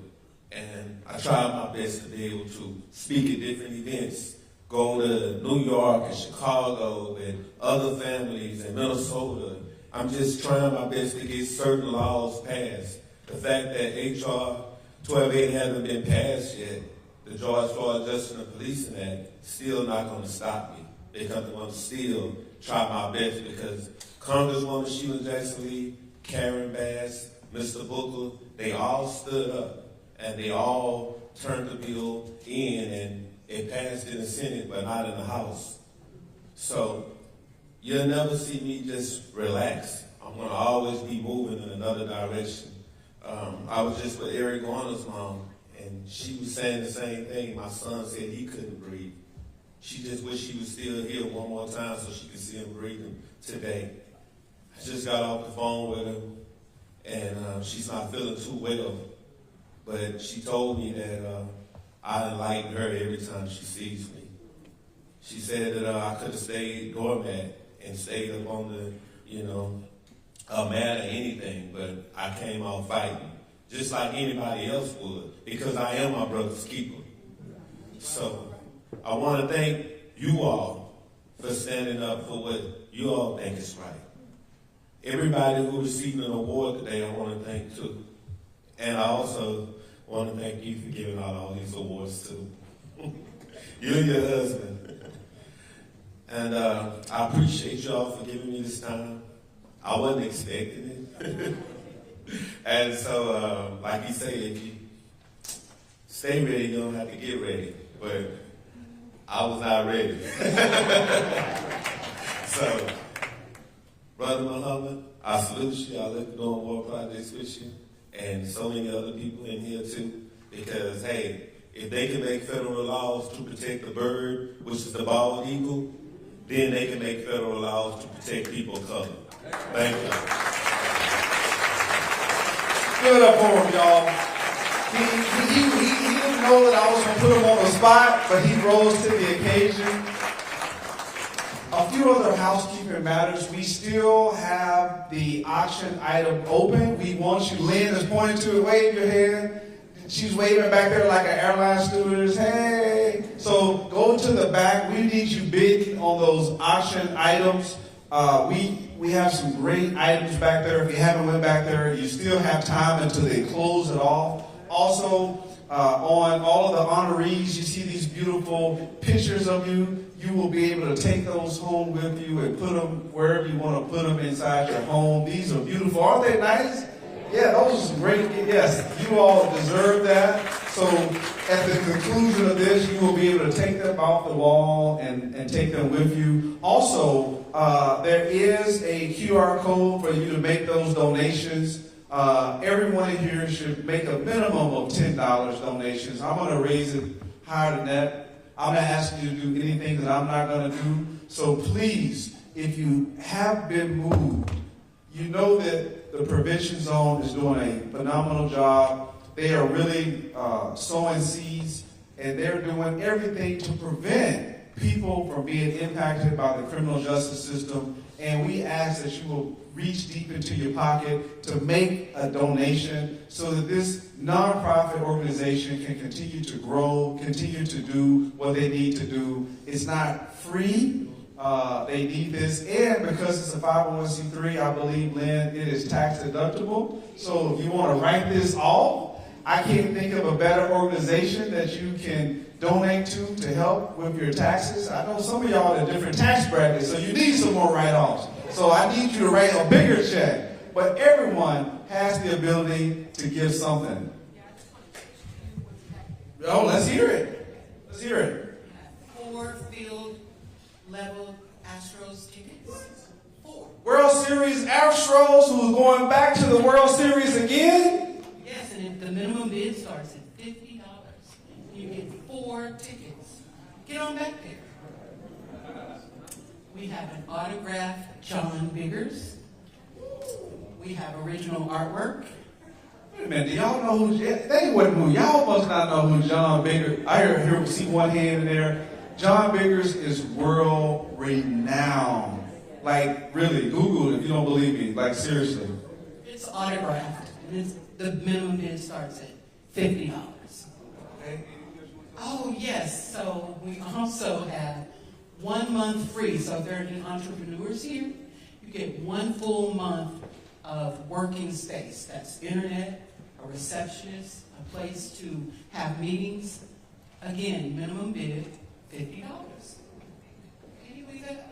No, that's a steal. I see law enforcement here. Somebody's stealing at these prices, really, like real talk. I know I'm going to go back there and do my part, and I think that we have one of our last honorees that's about to be here. So we do appreciate your patience. We know that everyone has other places to be, but I just want to tell you how much I appreciate each and every one of you. If COVID didn't teach me anything else besides getting vaccinated and masking up, it's to really let people know how much they mean to you, how much they mean in your life, because no one knows the day nor the hour. And today we've honored some real pillars in our community, from emerging leaders like Councilmember Pollard to people who have been in the community for a long time, and judges and people in the grassroots. But you all are the best and the brightest. You all are heroes and sheroes, and we're so grateful that we have another icon that is known all over the country, that we are so grateful that we can honor today. And I'm so glad that Filoni has talked a little bit about her, because she is a national treasure. And I know that Dart is going to be able to introduce her properly. So I hope that she is on the way in. I think she is. While she's doing that, Daphne, thank you for your exceptional leadership. You truly are a phenomenal shero. That's right. Stand up. Give her a big round of applause. She deserves it. She is really, that's a bad chick. And your daughter, did y'all know that was her daughter that was singing like that? So that Jack family got some talent in it. And we're going to hear one final song from her daughter. And so I'm proud to hand the mic back over to Dart. But before I do, I'm going to take a point of personal privilege to tell you that one of my mentors in life is this honoree. This truly is a transformational figure. I never got a chance to meet a Barbara Jordan. I never got a chance to meet Fannie Lou Hamer. I never got a chance to meet Rosa Parks. And those were amazing, transformational women. Everyone here had the title of transformational, because you really have to be able to transform something. But Congresswoman Sheila Jackson Lee is that transformational figure that has been a mentor for me. I don't know about you, but there's not many people in this country that has done what she's done in her political career. She works from A to fame. I'm really convinced that there's a double. They just hadn't crossed paths, because there's no way on God's earth that she could be at point A to point B, from point C to point D. She has to have a double, and one day we're going to find it. Maybe it's her death or her double speaks, but there has to be two of her, I'm convinced. So I'm going to turn it over to Dart to give her a proper introduction, but I want her to know how much she has been in my life. She has been a wonderful leader, a mother, a great public servant, a proud Christian. And Dart, you have a big task of introducing a real giant, a real living legend. Thank you, Ron. I hope I can do her justice. Lynn, if you don't mind, I'm going to go off script again a little bit. So I mentioned earlier about the word prevention, and emphasize, as in prevention zone, prevention. I'm going to tell you a little bit of a story about something that happened with regard to an earlier election cycle. Again, there are those in one party who get to draw the districts. You guys familiar with that? Because this has to do with prevention. And at the time, for our last election cycle, there was a proposed redrawing that occurred, in which they were trying to, when I say they, that other party. Okay, remember, I made political, so I'm making a reference. hoop you can figure it out, where they were going to pit two of our most vigorous fighters in Congress against each other. They were going to cause us to fight with one another. One was going to go, had that redistricting been passed. What I realized was when I found this out, no one was talking about this in the media. Well, guess what? Fox 26 did, and we did relentlessly until that proposal to redraw was withdrawn. So I'm very proud of that. And that's one of those things where, you're not going to read about it in the newspaper or hear on a talk show or a radio station or, that guy, that gal over Fox or whatever. Those are one of the little things that you'll never hear about except for tonight. The other thing that I'll tell you is that I've been sent to Washington many times to lobby on behalf of broadcasting. And I remember one of the first times, because I've been in the market over 20 years, but I remember one of the first times I went, and I'm walking down the hallway, and there was a contentious hearing of some sort. I'm not even sure what's going on. But that one mistakable, undying fighter for all of us, the voice was booming down the hallway. Mr. Chairman, I object! Mr. Chairman, I object! And she refused to give way until she was recognized. Sheila Jackson Lee. Okay, now I'll go back on script. More than deserving of the Lifetime Achievement Award, Congressman Sheila Jackson Lee. Congressman Sheila Jackson Lee is an exemplary leader in Washington, having served 11 terms in the United States House of Representatives for the 18th Congressional District of Texas in Houston. She is widely respected as the voice of reason. And I would tell you, sometimes she's not reasonable, and deservedly so, and is dedicated to upholding the constitutional rights of all citizens. Would you give a standing ovation for Congressman Sheila Jackson Lee, the recipient of the Lifetime Achievement Award?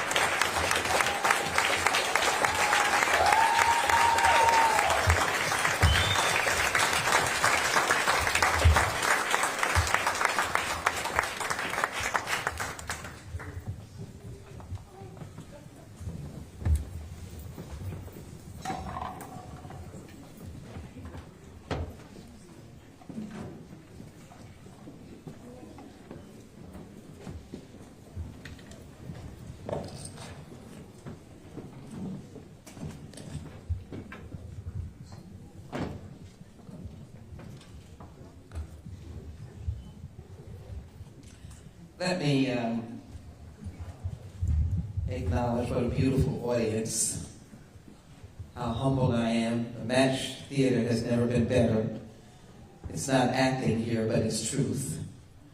To each and every you, see my brother, all of you who have received awards, and all of you who have come to understand, aren't we first of all lucky to have a unique Fox and a leader like Dart? Would you give Fox, K-R-I-V, I know in my heart, Fox 26, you can do better than that. He has been really the go-to person that so many of us can call and say there needs to be a little coverage on this, and he has a heart of gold. I want to thank him for allowing us to abbreviate his name, Councilman Paula, and not say the whole name, and just say Dart is in the house. We thank you so very much for both your name, your heritage, and your leadership on Fox News. Ms. Jack, thank you so very much. Thank you for understanding prevention and recognizing that the circles of excellence are surrounded by those who are fighting for criminal justice reform.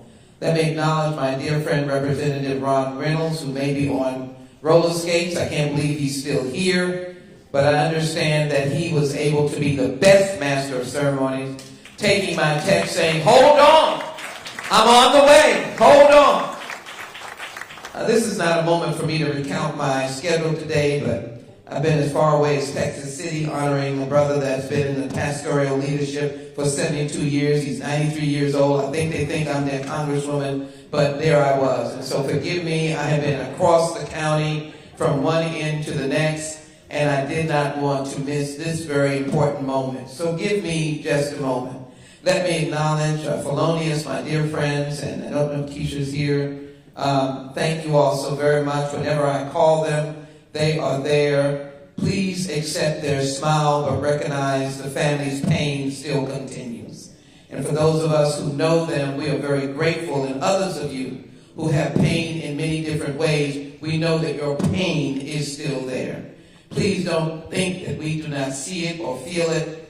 I always say that it is very difficult in the work of any elected official, but in the United States Congress. I've spent 28 years on the House Judiciary Committee. It has been the love of my life, but the mountains and valleys that we've had to be on, because we've been in the majority very limited. I've been in the minority. I'm back in the minority again. And we have to fight to get justice, to fight to get reality. And the tragedy of it is that we fight on the deceased brothers and sisters, the loved ones, the mothers and fathers, or we stand on the shoulders of the overly incarcerated. And all I can say is, take John Lewis, my brother, and let us say today that we will never give in, will never give out, and will never give up. Because as you sit here today, there are brothers and sisters who are wishing and hoping that your voice will never cease. And for me, it will never cease until we get to this point. I am now fighting to say, in spite of being in the minority, in spite of times have changed, we must have a police and justice legislation. It is imperative, it is necessary, it is without ceasing, and we need you to have the wind beneath our wings. I always say that we can do two things at once. And I mean that we can support our law enforcement and respect our fellow brothers and sisters, many of whom are our family members. And we have done some of that in Houston. We have probably made greater strides. We're not perfect, but we do have more listening ears with the mayor, the chief dinner. And I will say that because I'm on the phone all the time. But at the same time, as we have a mayor and a city council that listens, and a police department that has, of its own accord, attempted to find the parameters that warrant the consent we give to be governed, and the consent we give, in essence, as we are being governed, to have the mutual respect. You know what I always say? I want my police officers of all kinds, and as a member of the Judiciary Committee, I oversee the DEA, the ATF, the FBI, the U.S. Marshals. I know them, the Secret Service. I was in Colombia when the Secret Service had a valley and not a mountain. And I fix problems, and I take no backseat to anyone of my affection and respect for law enforcement. But at the same time, you will not silence me when it comes to protecting the people of this nation who are owed the constitutional privilege and rights to be able to be protected.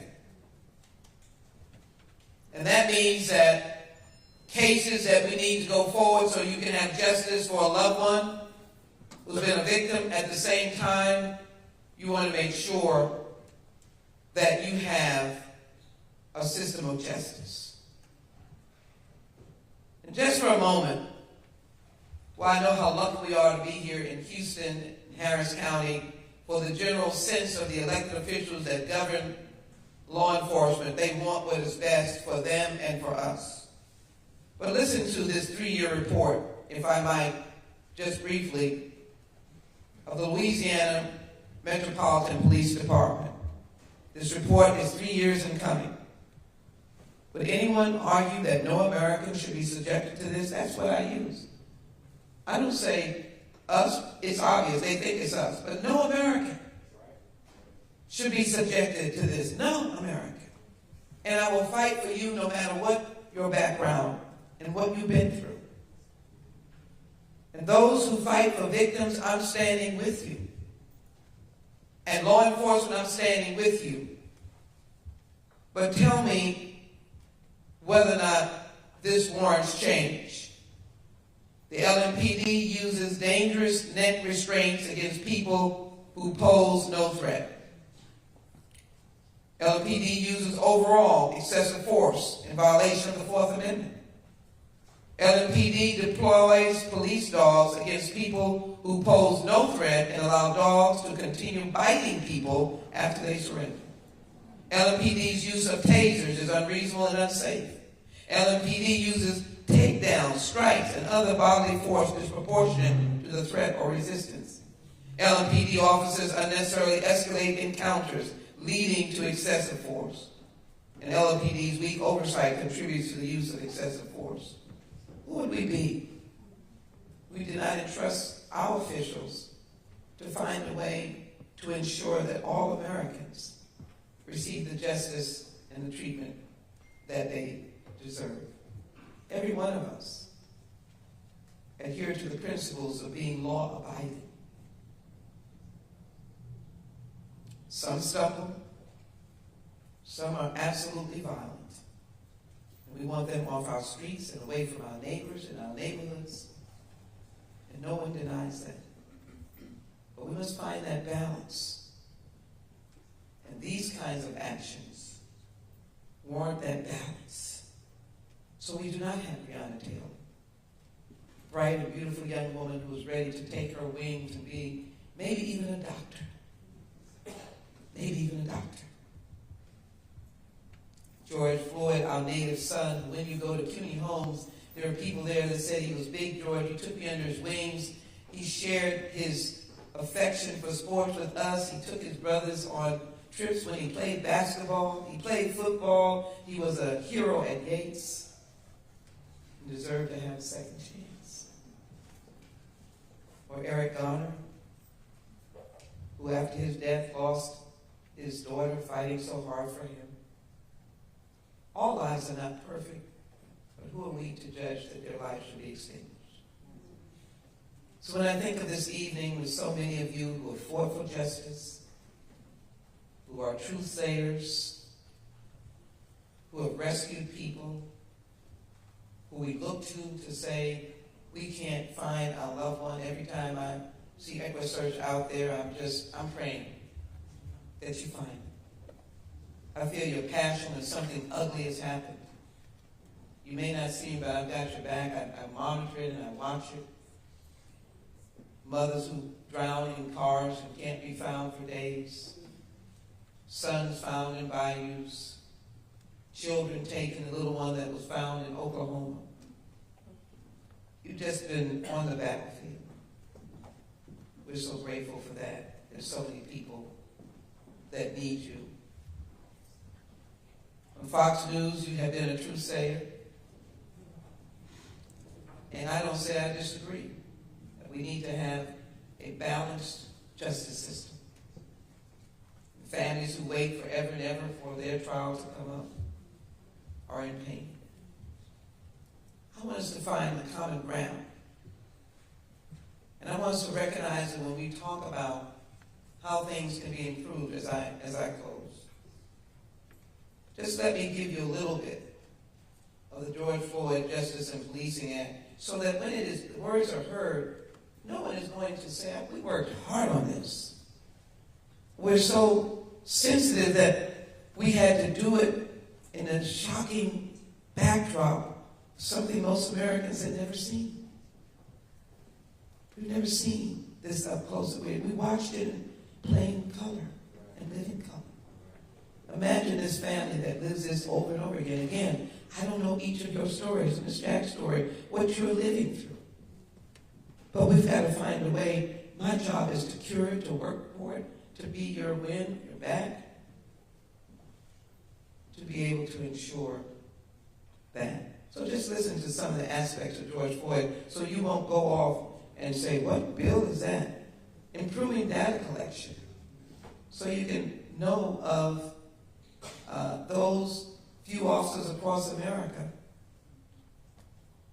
that have done things so they don't move from police department to police department. Giving them use of force standards. Limiting the use of no-knock entries unless an agent, a police officer, feels that their life is in jeopardy.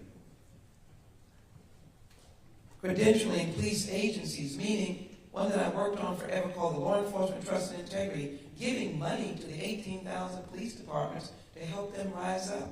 If they're 2 or 1, and giving them money so they can get credentials. They can get additional training. Maybe they don't have that resource in their department. Making sure that they get federal grants so that we can work with communities for prevention and intervention. And ending violence. Helping officers who shouldn't have the burden of so many home calls, that they should have some crisis intervention persons, more mental health support. The most dangerous call for an officer is a domestic violence call. From New York to Houston, we've lost officers in domestic violence calls. As I said, I want to see these are the aspects of the George Floyd bill. Accountability is part of it, and determining standards of behavior. Because this audience is who it is, I thought I'd take a moment to just give you a little bit of our work. I won't go into the work dealing with those incarcerated or the legislation I wrote. There are more women being incarcerated now than any other time. So I passed a law to allow pregnant women they're still incarcerated, to give birth and to bond with their baby and to have that baby for at least a 3-month period. And we now have a pilot of that in the Bureau of Federal Prisons to ensure that women are not separated. People indicate that women who have babies and are separated, recidivism for that child is more likely than any other. We see problems and we try to get resolutions. So I'm grateful for even the moment of honoring. I want to give honor back to all of you, because without you in this room, our stories could not be told. You cannot be comfort to the victims. You cannot be strength for law enforcement and our neighborhoods. You cannot recognize the Floyd family when they come and give them the comfort they need, and others unnamed. I see the mothers all the time. Eric Garner's mother, Breonna Taylor's mother. So many of them. Young Brother Rice, Trayvon Martin, President Obama said it could be his son, and so many unnamed. I see their mothers all the time. Michael Brown, they will always live with the scene of the loss of their child. And so I want us to bridge the gap of what side are you on? Are you on law enforcement, or are you on this side? I'm on America's side. And if you have pain, then I feel it. If you're law enforcement and need support, then I feel it. And if we stop this dividing line and get at the table to be able to work together, to know that everyone has that human dignity, that right to live. Tyree Nichols' mother wanted her son to get 100 yards down to her house. Sergeant Preston's older mother wanted him to not lose his life at a domestic violence call. And other officers that we have lost. But we will only find justice if we find that common ground.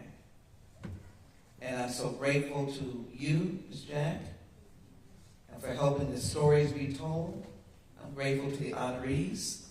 And if I might, at this moment, thank you for giving me this, and hoping that I see people who will take the words of John Lewis, my dear beloved brother. We became almost sister and brother on the floor of the house. We sat together for the years that he was there. And I'm guided by his march across the Edmund Pettus Bridge, Bloody Sunday, and the fact that they came back that next week to make that march from Selma to Montgomery, Alabama. They didn't do it in anger. They didn't do it in violence. They did it non-violently. And they did it as Americans. 30,000 people came on that next march, and they didn't all look like John Lewis. That is the America I cherish and love. And his words are that we never give in, we never give out, we never give up. And Harriet Tubman says in this wonderful, I think it's you, this wonderful Women's History Month, if you hear the dogs coming, you keep on going. If you see the lights behind you, you keep on going. If you hear the sounds and the noise behind you, keep on going. Because if you want to taste of freedom, you keep on going. God bless you.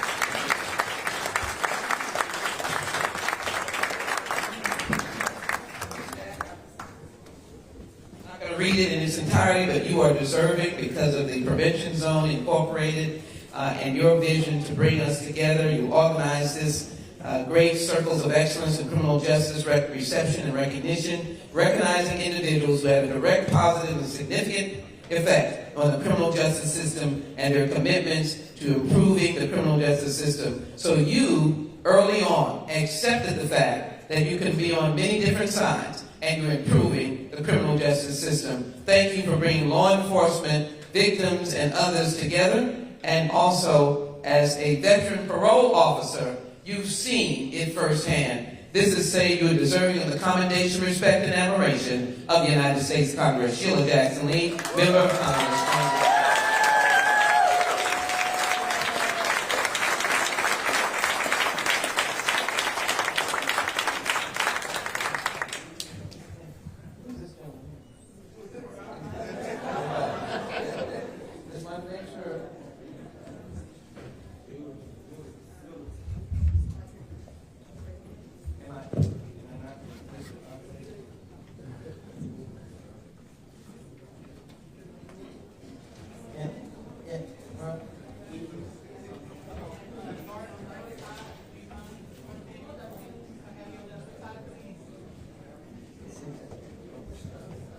And I'll do this following thing quickly. Okay.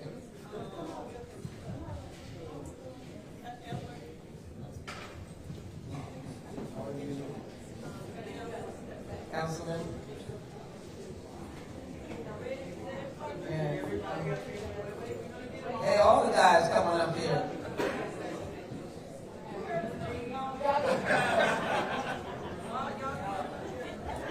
Muhammad, coming up. Because I have certificates for the honorees so they can stay.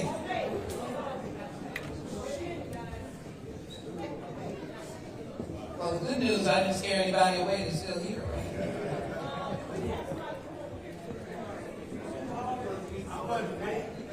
Well, we'll move up. We'll move up. Yeah, we'll move up.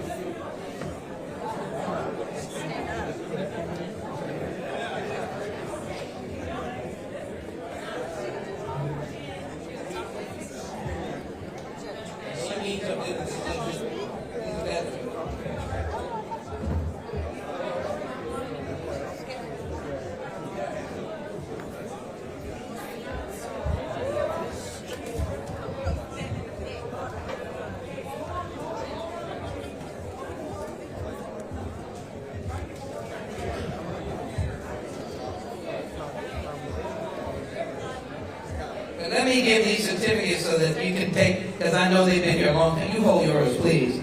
Where's the art is working again. Let's hope we are at least appropriate. Thank you.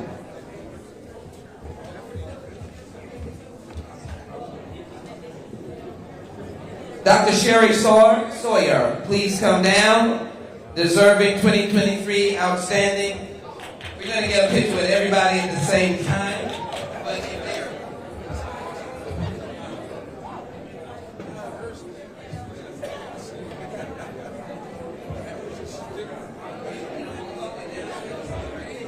You got to call first.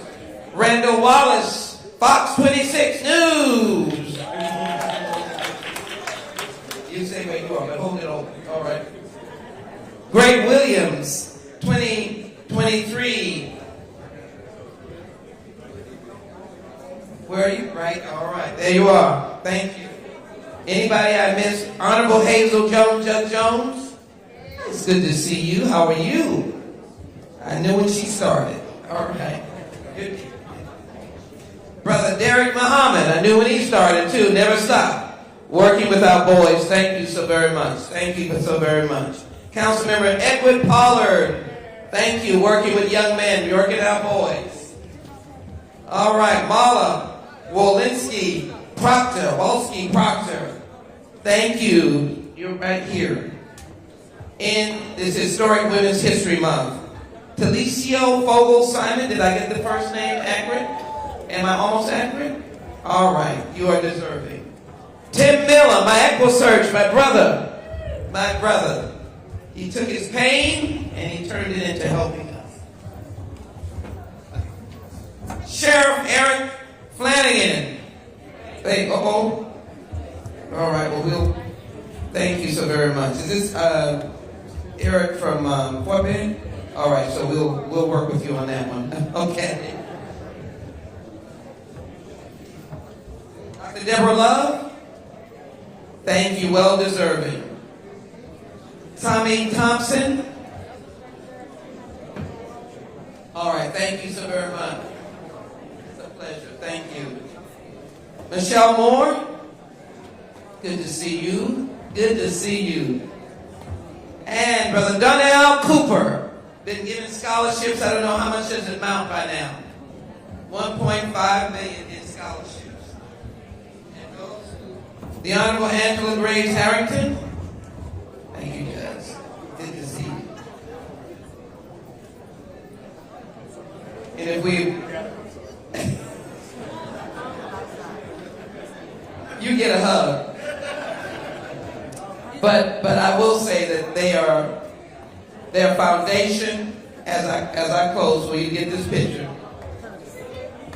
Felonious and Keisha's foundation.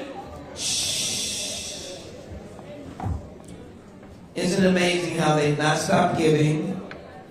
They answer every call. They're at the funerals of others. And by the way, families who lose someone, they call the Floyds to come to them. And they don't say no. Please understand the work that they're doing, that they're trying to do to stop violence. And each one of you are doing something special to change the criminal justice system. And I honor you tonight. All of you. Each and every one. Thank you, Donna. Thank you, Representative Ron Wilson. Not Ron Wilson. That was a moment. It's been a long day. Representative Ron Reynolds, who is fighting as well to save Houston Independent School District. We need some soldiers to help us with that, please.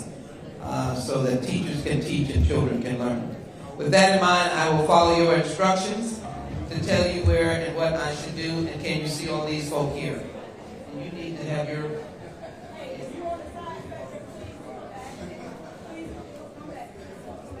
And Deputy Sheriff, you need to hold it at least. So it's...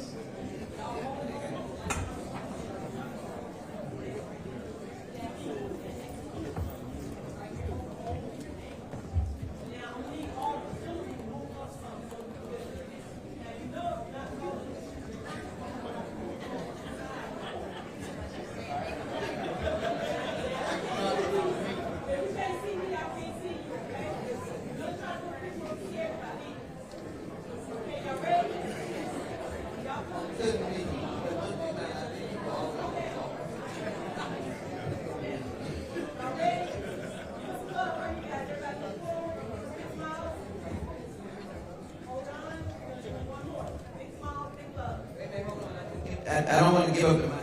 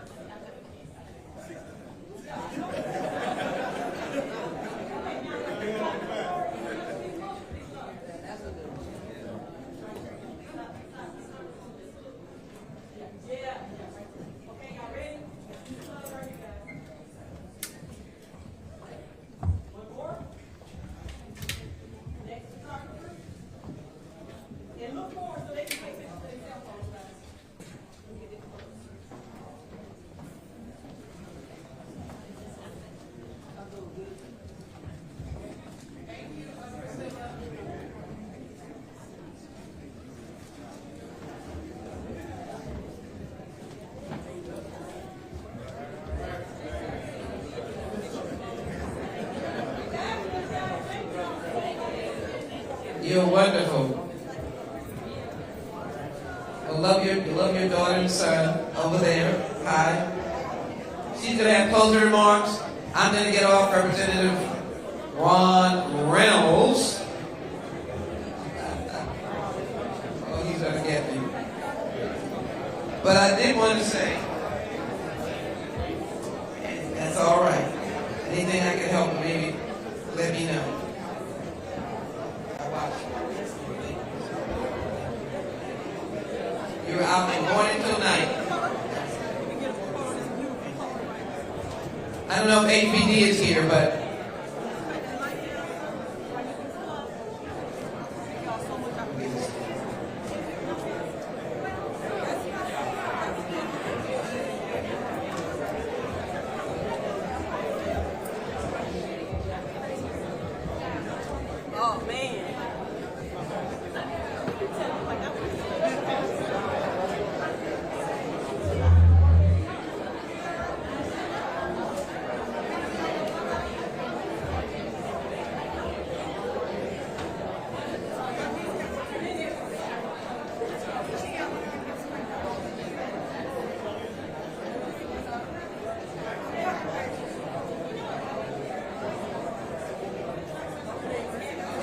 everybody's going. I'm passing the mic over to Ms. Jack. But I just want to give an example of how you can balance when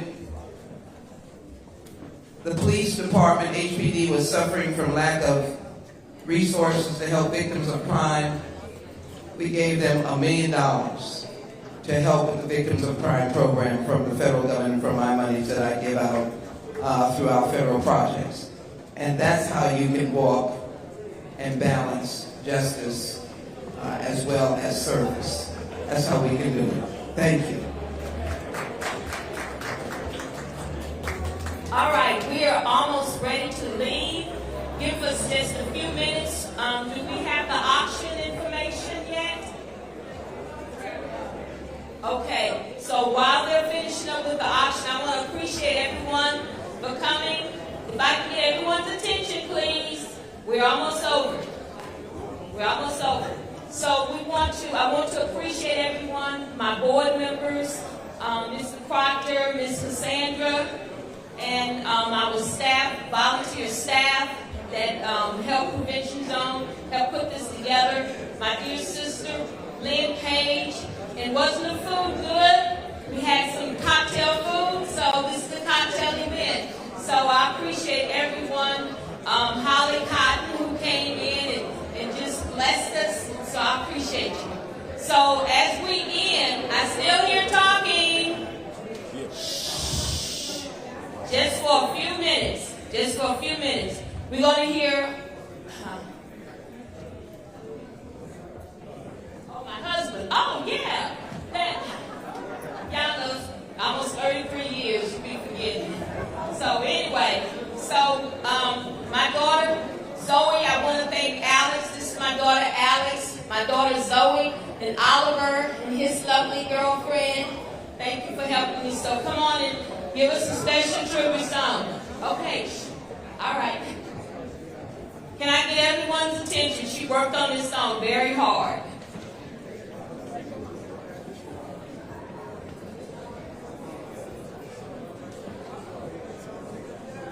I still hear talking. Who can hear my voice clap one time? Hear my voice clap 2 times? Okay, thank you. Say that one.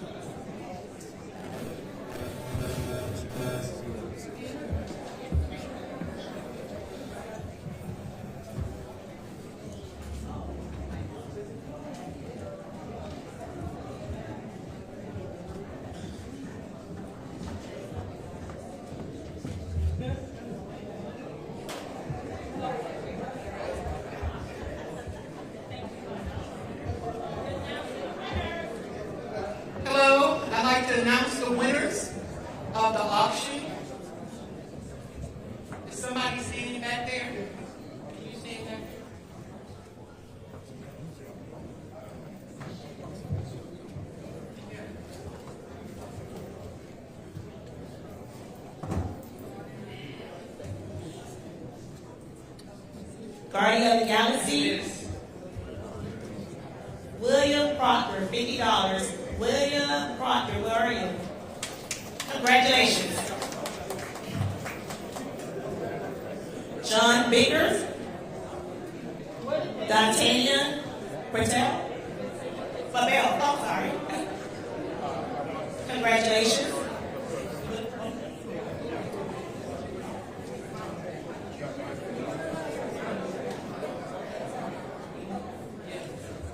The 4 field level Astros ticket winner belongs to Carolyn Phillips.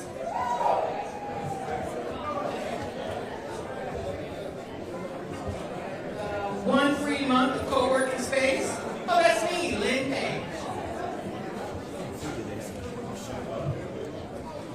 The other side of the story, Lynette, is at Ryder Ritter.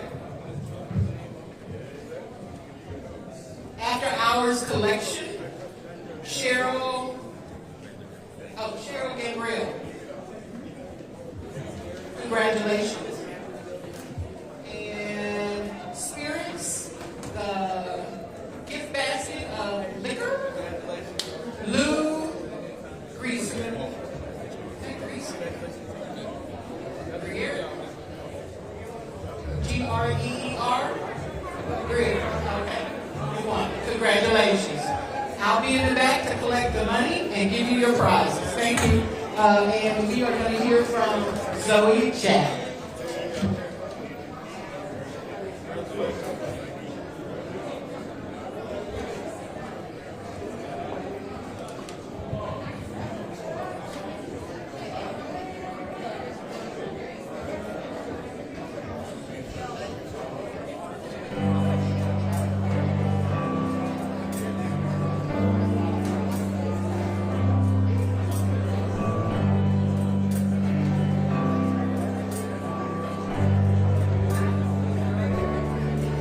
There's a light